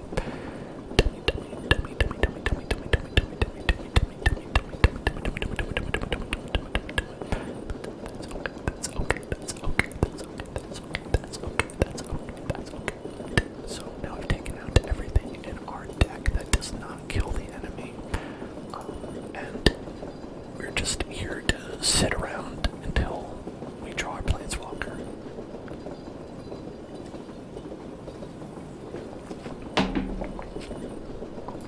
That's my job. Sit around and kill their stuff until we draw a planeswalker. Okay. I think that we can do that. Seems to be reasonable. Destroy target creature, he loses 2 life. Destroy creature. Destroy any non-land permanent with a mana value 2 or less. Do we have any creatures? Kind of. We have a vehicle, but not a creature. Vehicle, but not a creature. Vehicle, but not a creature. Vehicle, but not a creature.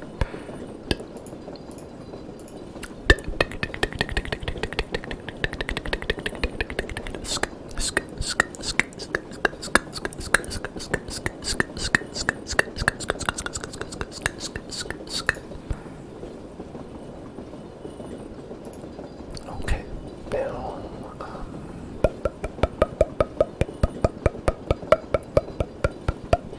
that's actually not a big problem, I don't think. Should we destroy it? Maybe it would be a waste. It might be a waste, but also, if they put that on top of their library, it's not giving them card advantages. So I think that might be useful. Okay, now on this turn we actually have nothing to do. So what we're gonna do, just attack for 1, I guess.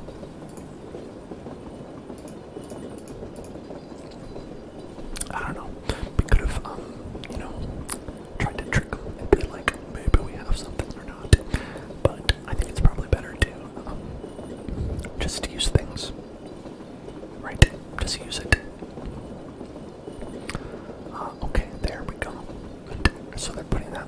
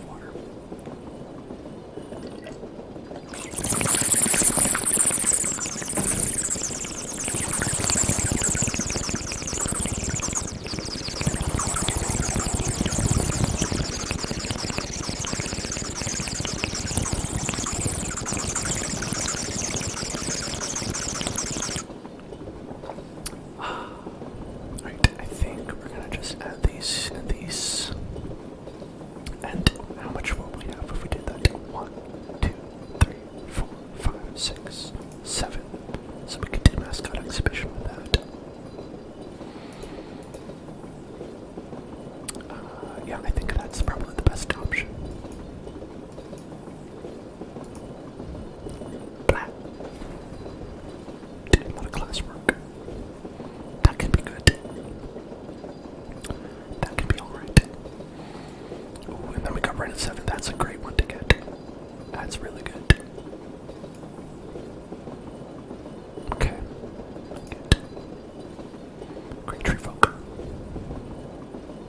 Check that baby out. 999999. Great. That is a big boy. That is a big boy. That is what you call a big boy. Right there. That's what you call a big boy. That's what you call a big boy. That's what you call a big boy. With reach 99. Wonderful.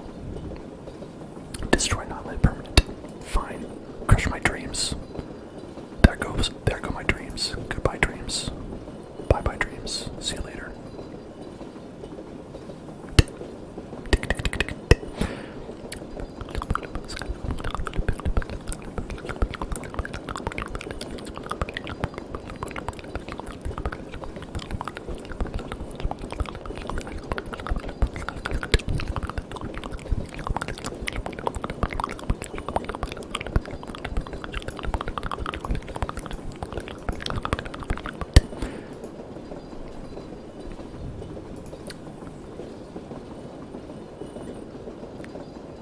Well, there it goes.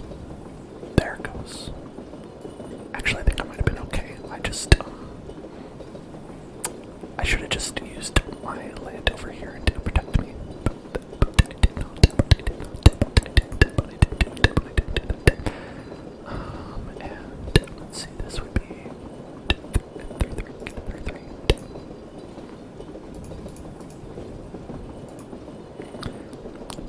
Attack with that, and this, and that, and this, and there we go. Now they're down to 8. It's alright. They're going to get their own forest into the woodland chasm. What's interesting is this is kind of a mirror match, but they have different decks, right? It is mirror in the sense that we have the same mana base using snowlands of the same colors. But that's it. Okay. Now I think that so they could totally steal our guy. They could steal our guy, but did we do 1, 2, 3, 4, 5, 6, 7, 8, 8, 8. Become an 8, 8.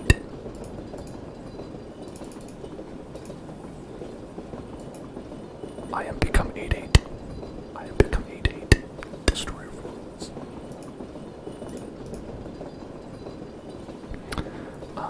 Yeah, and so I think they will probably, I would imagine, block it. Oh, oh, goodness. Okay, they're going hard, folks. Bomb, bomb, bomb. They went hard.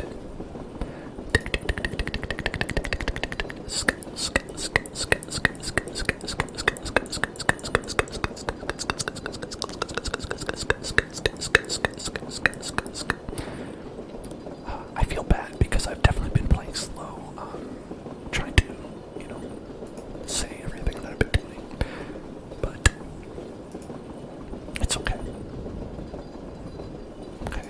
Are you gonna put all these on your library? Well, I know what you're drawing next turn, I guess.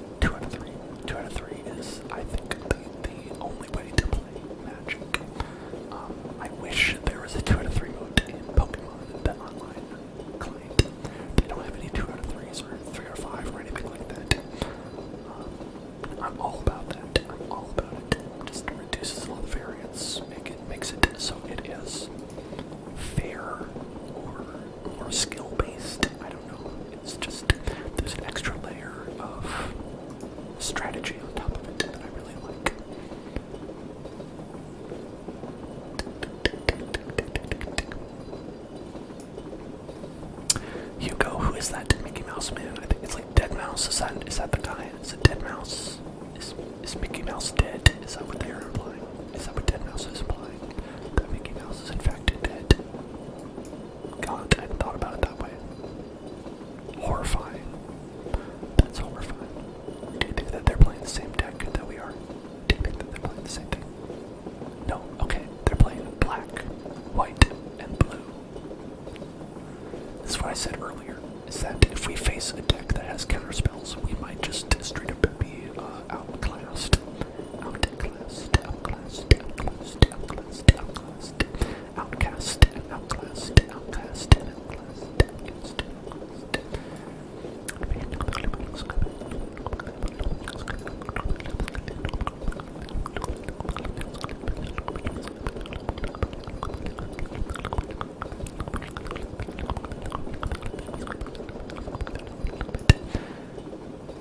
Let's get rid of that. Now we got cards. Now we got cards. Now we got cards. Cards.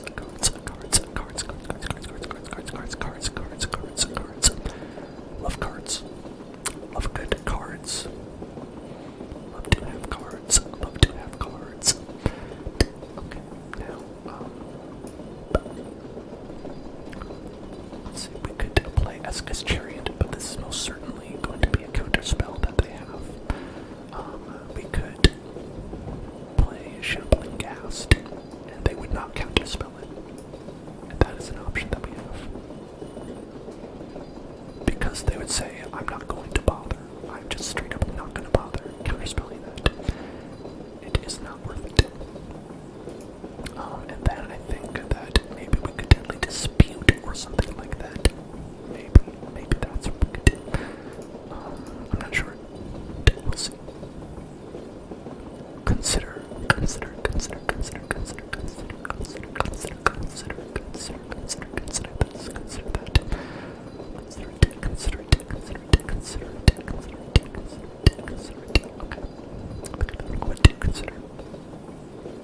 What do they consider? I wonder. Are they being considerate? I hope they're being considerate.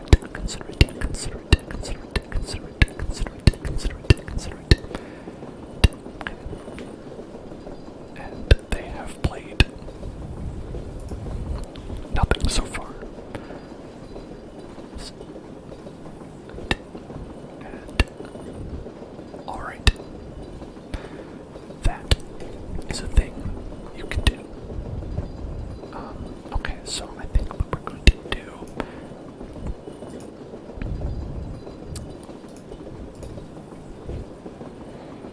and just make a treasure token. It's okay. And they'll probably cancel this, I'd imagine, right? But if they do, oh, I thought they would cancel it. I guess not. I guess they don't really care. I guess they don't care. I guess they don't care about me. I guess they're just not interested in canceling my spells. I'm not worth it, I guess. Fine. I guess so. I guess if that's how it is. If that's how it is. That is how it is. Put that in there. And maybe they'll cancel this. Nope, they won't. Okay.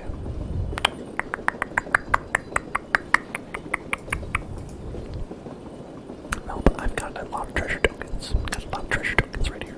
Got a lot of treasure tokens. Got a lot of treasure tokens. Got a lot of treasure tokens. Got a lot of treasure tokens. Got a lot of treasure tokens. Got a lot of treasure tokens. Certainly do have a lot of treasure tokens. Certainly do have a lot of treasure tokens. Certainly have a lot of treasure tokens. Oh boy, Teferi. A nefarious Teferi is here. Rude. Solodello, thank you so much for subscribing, Solodello. That is wonderful. Thank you. Thank you. I appreciate that very much, Solodello. I'm glad that you're here. I'm glad that you're here, and I appreciate you. Oh, wait. Choose up to one target artifact, creature, and target land untap. Okay, what is that? Alright, what was that all about? I don't know what that was about. Okay. Alright. Instead of all that, what we're gonna do trace for solo demo. Okay, we can do that. After this game, we can do that because we cannot keep our friend Scarby waiting.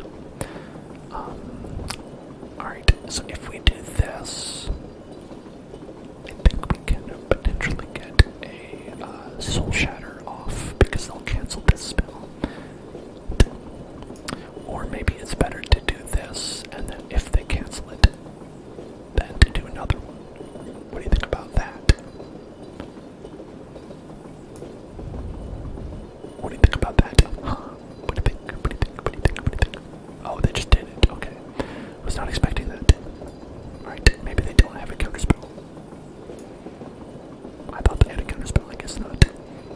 Well, if not, I guess we'll do this then.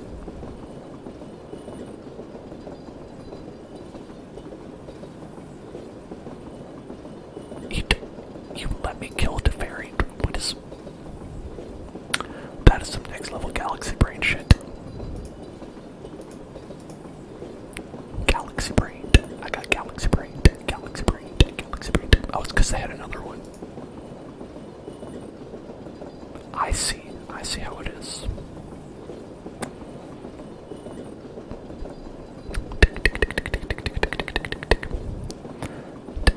Oh no, I've been tapped.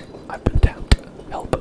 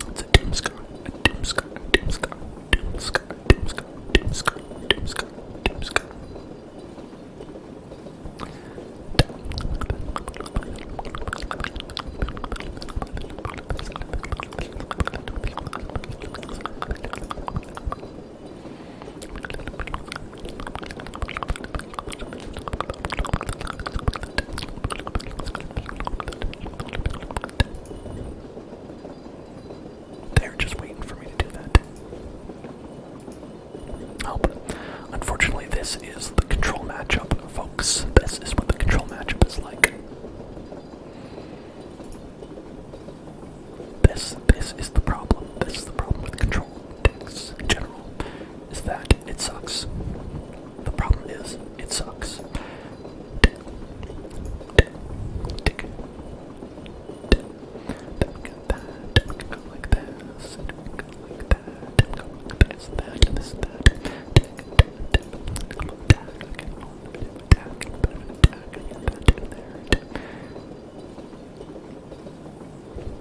What's that about? What you up to? What you up to, buddy? What you doing? What you thinking about? What's going on? What's up there in the old brain? Okay.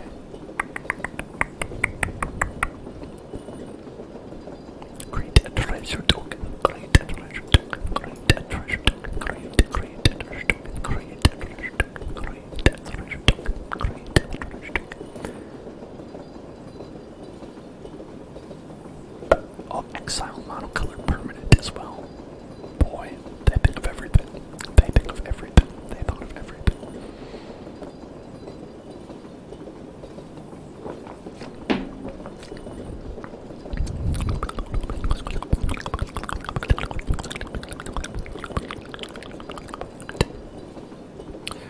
Now, this is... what a bastard. What a bastard. Every card in their deck is going to be a way to destroy creatures. Every card in my deck is going to be a way to destroy creatures. There's no end to the cycle of violence. So if we do this, 1, 2, 3, 1, 2, 3, 4, 5, I think we can do both. I think we can do both. Go like this. Yup. And then Ren and 7. Ren and Stimpy. Get Ren and Stimpy out there. And then we can put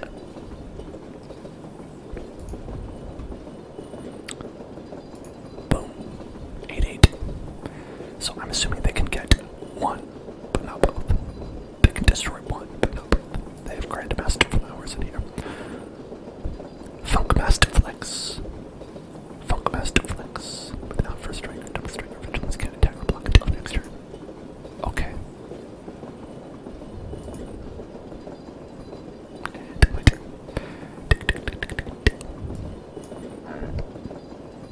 And I think if we go like that, and I believe if we go like, ooh, alright, we don't have enough to do both. But we can go to 3.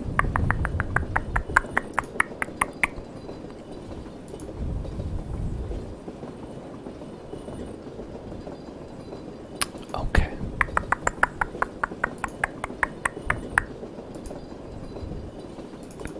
Got 3. Auto pay for 3. Next to combat. And attack you with that, and you with that. So that guy's dead. I think it's going well. I think it's going okay. Draw a card whenever a land enters the battlefield under opponent's control. They return a land they controlled. That is such a specific card. I can't believe they had such a specific card. Whenever a land enters the battlefield, if that player had another land enter the battlefield, this turn they return a land they controlled to their owner's hand. That is like such a weird specific card to have in your deck. I don't understand it. Does not make sense to me. Anyway, that's enough ranting about that. So we are going to go and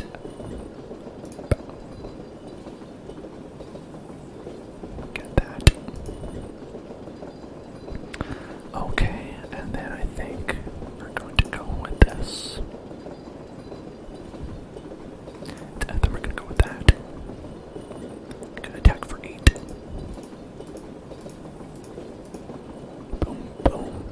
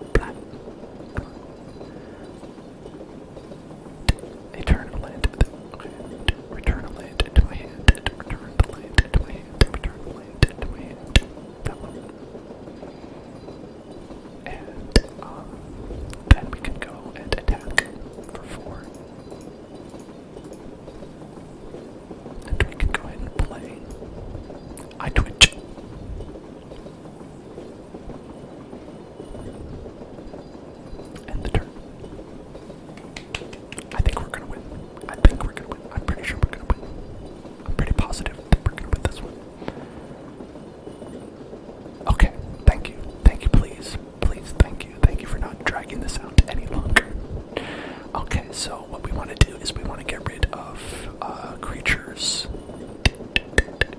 things that kill creatures, because they don't have any. They don't have any creatures. They don't have any creatures. They decided that they were going to build a deck without any creatures in it, except for Shambling Ghast, and I don't know why, but that's what they did. Planeswalkers, we do want to kill planeswalkers. I don't think we want to kill all planeswalkers. That might be a little bit much. Maybe that'll be useful. It could be. And let's see. Destroy each non-land permanent at 2 value or less. That's not gonna help.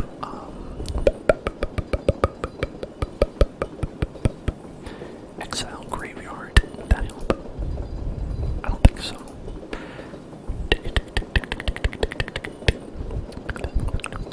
Exile creature or planeswalker. Definitely. Skeleton control his trample.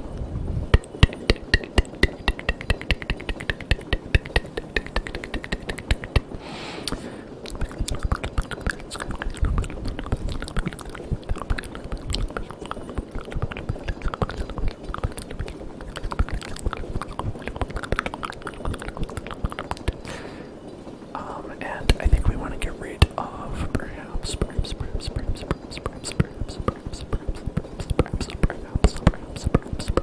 I'll get rid of one of these. We don't need all of them. Alright, we'll get them. Solotello. We will do your name trace once the series of games is done here.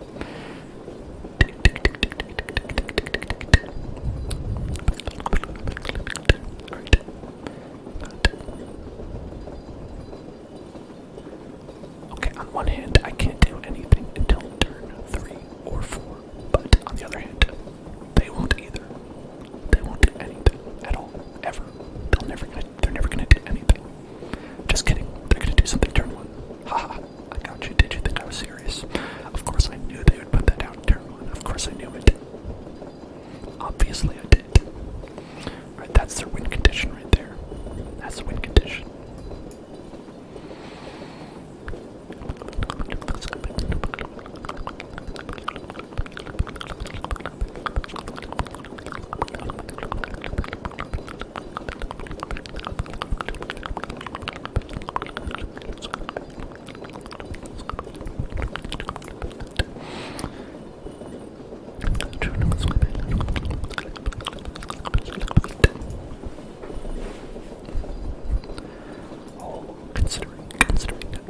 Considering, I have the worst thing right now, which is where this is a long series of games that is not going to end.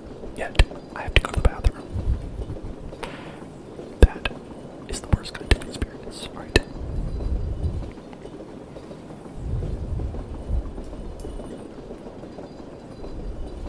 Goodbye.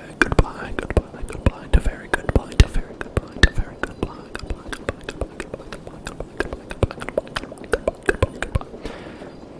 And hey, this is great because we can actually put out a card. We can put a card out. It's amazing. Look at that. Don't have to worry about a counterspell or anything.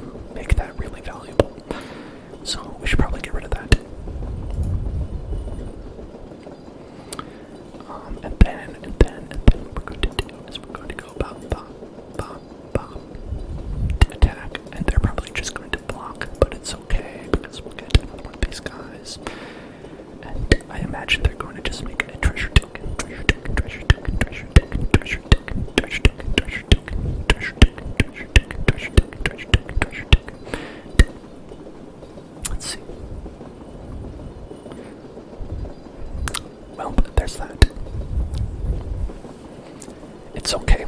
We're ramping up. We're ramping it. Ramping.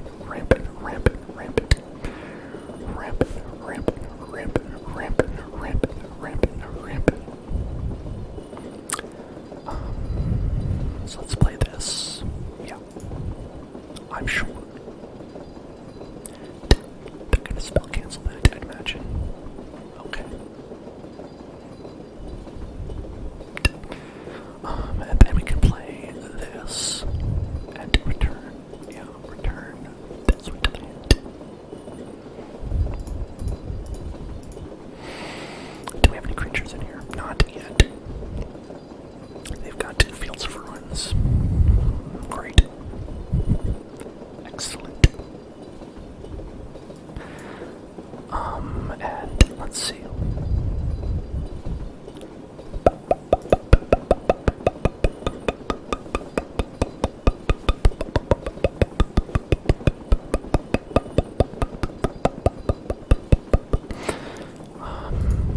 I guess we're just gonna do nothing is what we're gonna do. We're just gonna not do anything.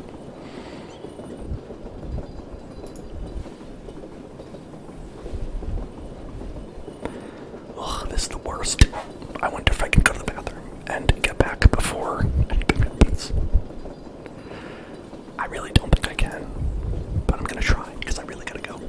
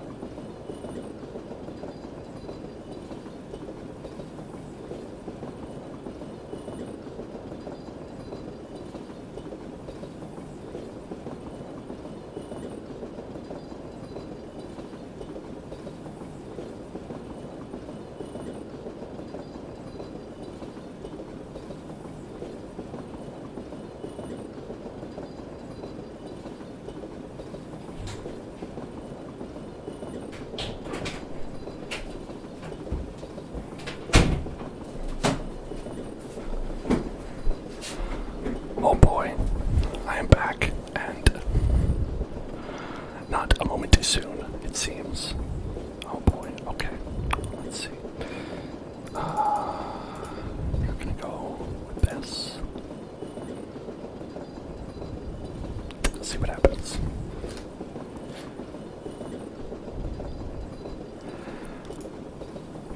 Okay. We're good, folks. We're good. We made it.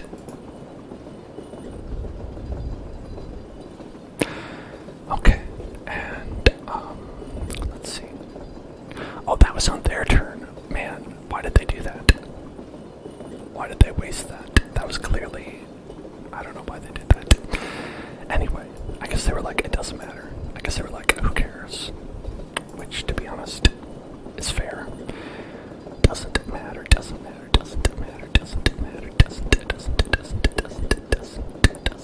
Okay, and man, I don't know what to do, to be honest.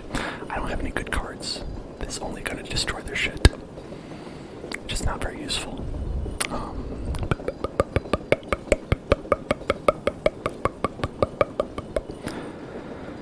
Okay. I could destroy that, but I don't really want to.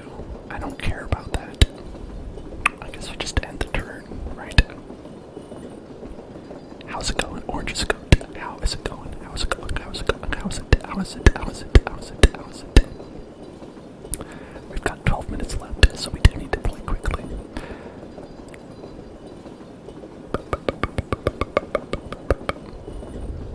Okay, they played another Teferi.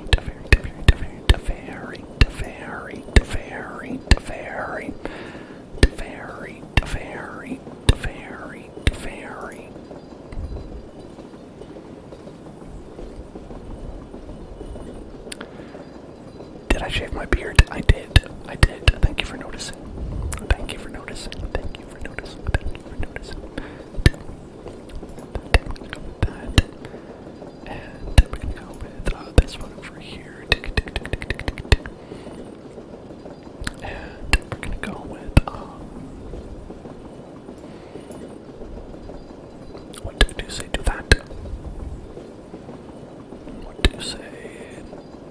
Do that.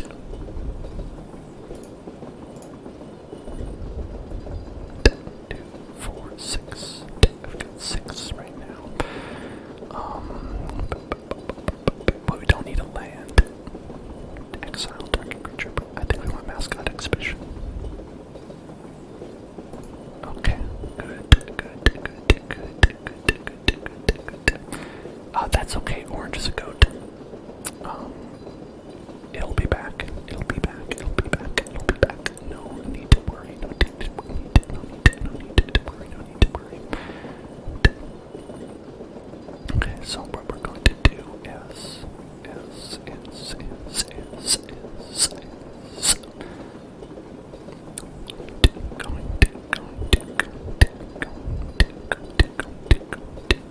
destroy all that permanent.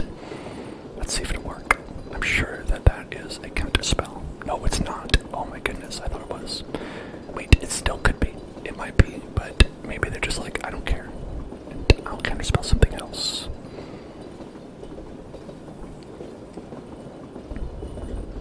Well, if that's their plan, why not? I guess.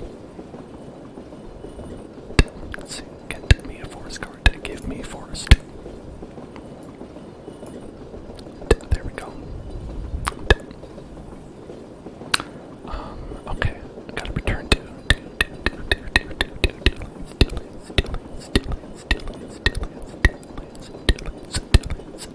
so what we're gonna do is return.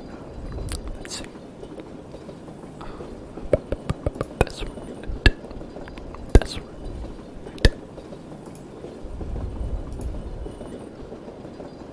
And resolve this one. Good. Okay. And then we've got that, and we can do. Yeah, I think that's good. What do you say to that?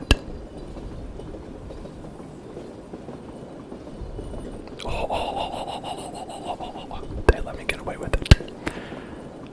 What do they have in their hand? What do they have?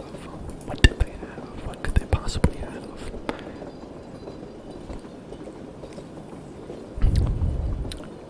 They're destroying that. Do you want me to like... What's the deal? They want me to just like get rid of all my lands? Is that their plan? This is really... That's something else. Okay, return a land. How about this one? Okay, and then return this one. They're like, what if you just had lands in your hand?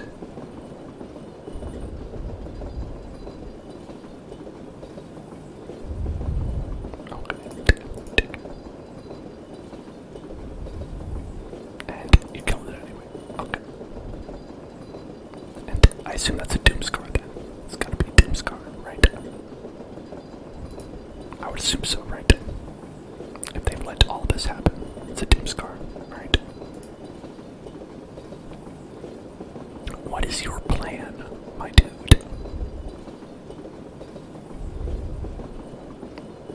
Right, Ward 3. So, let's see, to do that with Ward 3. I would need that. Yes. And be able to play paid like with that. Auto pay. Student cost.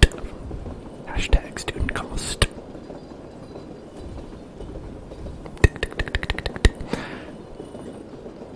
Okay, now I'm not happy that I had to give them that, but what are you gonna do? What are you gonna do? What are you gonna do? Do I have any creatures yet? We have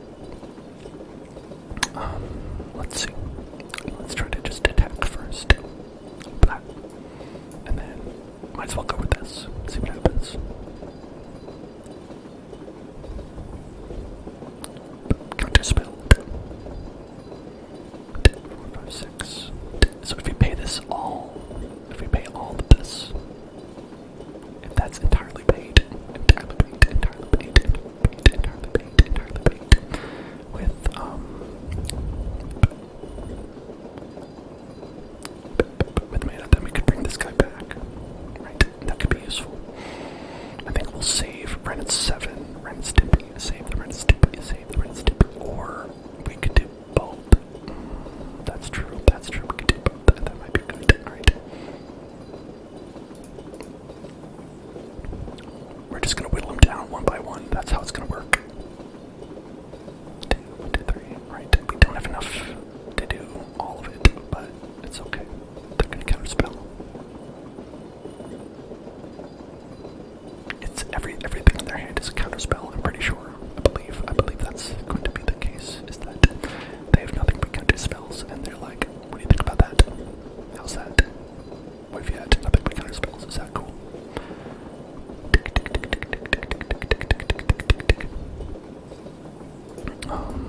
Personally, I don't think it's cool, but that's just me. That's just how I be. That's just how I be. That's just how I be. That's just how I be. Hello there. How's it going? How's it going, buddy? How's it going? How's it going, buddy? What's up? What's up? Did you go to the bathroom? They might have gone to the bathroom. I think they went to the bathroom.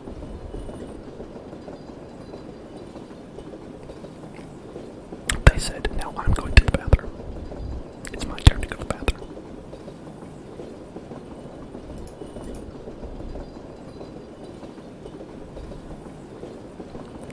Only 20 more turns, and then we got him. 20 more turns, and then we got him. Got him.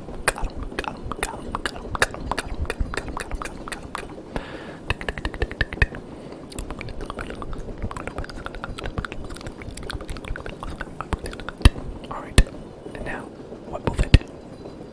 They're like, what do I do with these counter spells? Am I going to, well, one of them is a Doomscar, I imagine. It's like a counter spell and a Doomscar. So they're like, do I want to kill other creatures or cancel a spell? They're not casting a spell, why would I do that? It's a conundrum that they face. Completely valid. It's a valid conundrum to have. You never know, like, you know, you want to kill their creatures so much. I get it. It's like, what can you do? What can you do? Okay, and about to go with another Prosperous Innkeeper. Why not?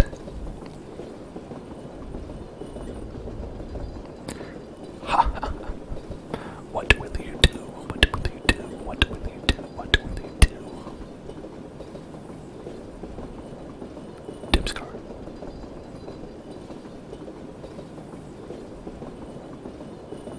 Now they're like, haha, I got 3 cards of value from my Doomscar. That's amazing. Let's do another mascot exhibition, I guess.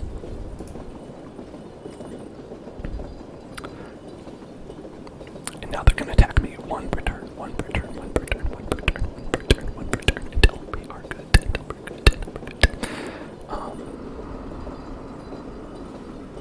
I guess I'll cast this, and then they'll do a counter spell on it. That's what I thought. And then they have 3 left. I don't know if is that a counter spell? Maybe. Perhaps. We should save that. Because I'm sure they have another counter spell. I'm sure that they do. Do you think they're going to use a 4th Confounding Conundrum?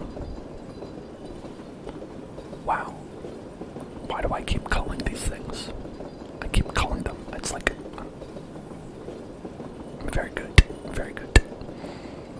They just want to return all my lands to my hand. They just want to return every land I have to my hand. Okay, so we can do this, and then 2, 4, 6. We can do this twice. It's the ridiculous thing. We can do this twice.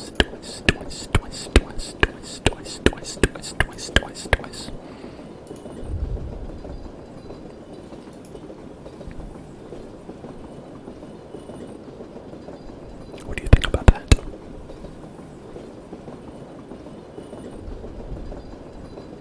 What do you think about that? Yeah, that's what I thought. That's what I thought about that.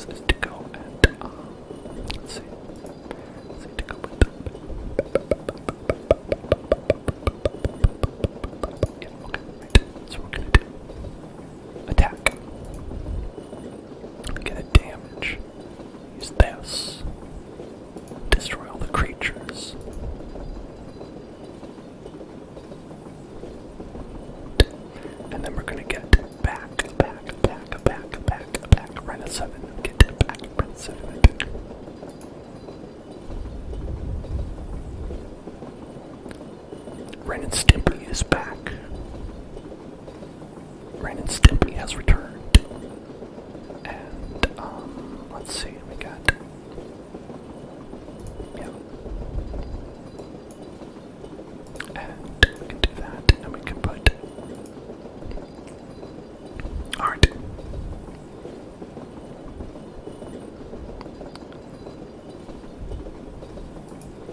What do you think about that? Okay, that's what you think about that, I guess. Now I know what you think about that. Oh well. Rip, rip, rip, rip, rip, rip, rip, rip, rip, rip, rip, rip, rip, rip, rip, rip.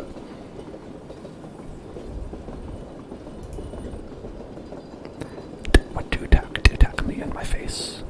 You're attacking me in my face, I guess. So I think that we should probably block.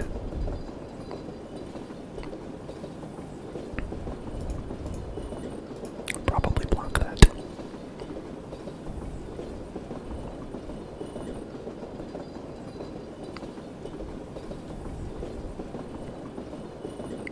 This is a nightmare.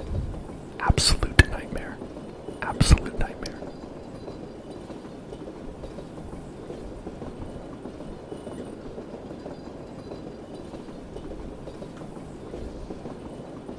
I can't believe this is going on still.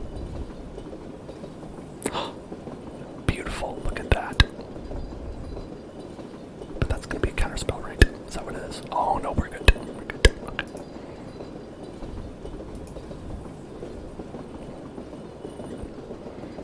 Haha, that's our 13, 13 now. 13, 13, 13, 13, 13, 13, 13, 13. But then I guess they could do a Doomscar, right? And then attack, and then we die.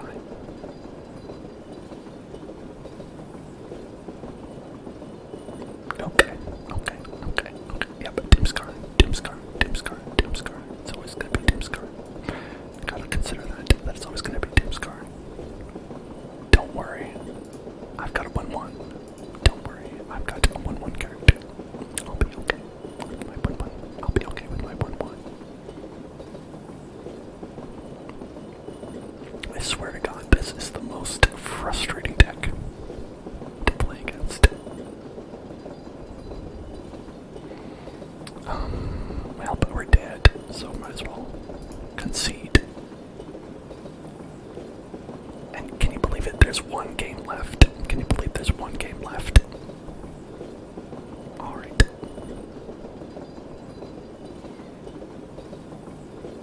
These bloods on the snows were not very useful. Not very useful. Not very useful. Not very useful. I think it might be better just to have a Callous Blood Mage, in fact. So let's go with that.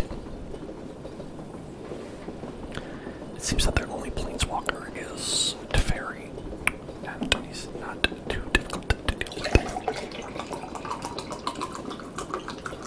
Not to worry, everybody. There's only one game left, and I have 3 minutes and 50 seconds to play it.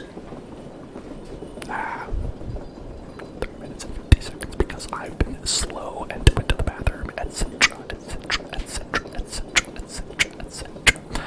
But it's alright. It's okay. This Caillou is here. Caillou is here. Help me, Caillou. Save me, Caillou.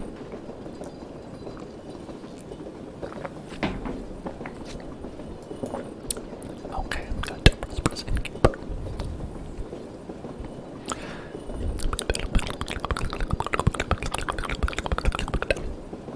They really like this confounding conundrum, and I'm confounded as to why they like it so much. We're going to get rid of that. And we're going to draw some cards. And then we're going to put down a land, if that's okay with our friend here. If they will allow us to put down a land. If they are not too disgusted by that. Okay.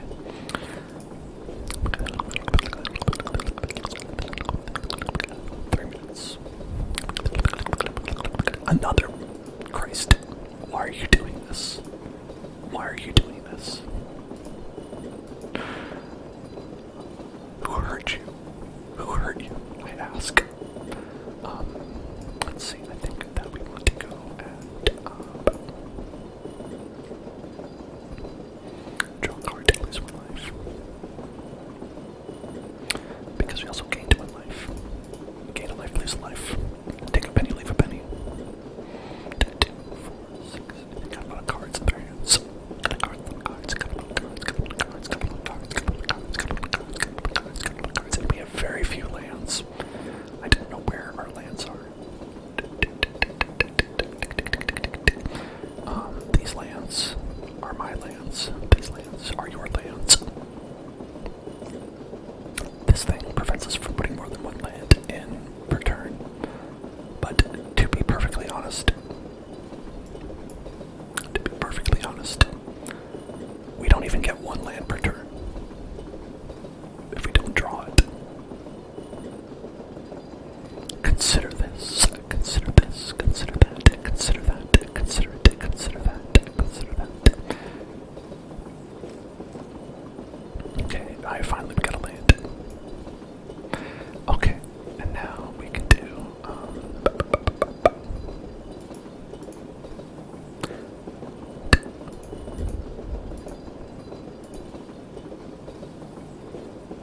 okay, now let's go ahead and,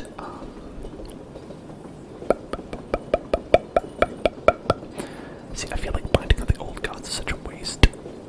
Such a waste, such a waste, such a waste, but they'll probably play something, I think. Okay, destroy that single creature. Why not? Sure. That was 1 minute and 30 seconds. God damn it. I have to stop thinking about things.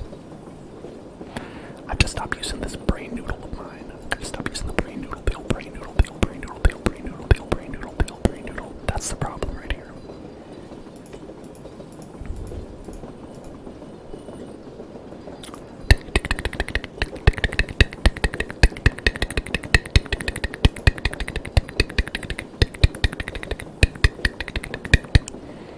Okay, my turn. Then we've got, oh, it's tempting to do Ren 7, but I think it's smarter to do Binding of the Old Gods on that Cosmos Elixir. Get out of here.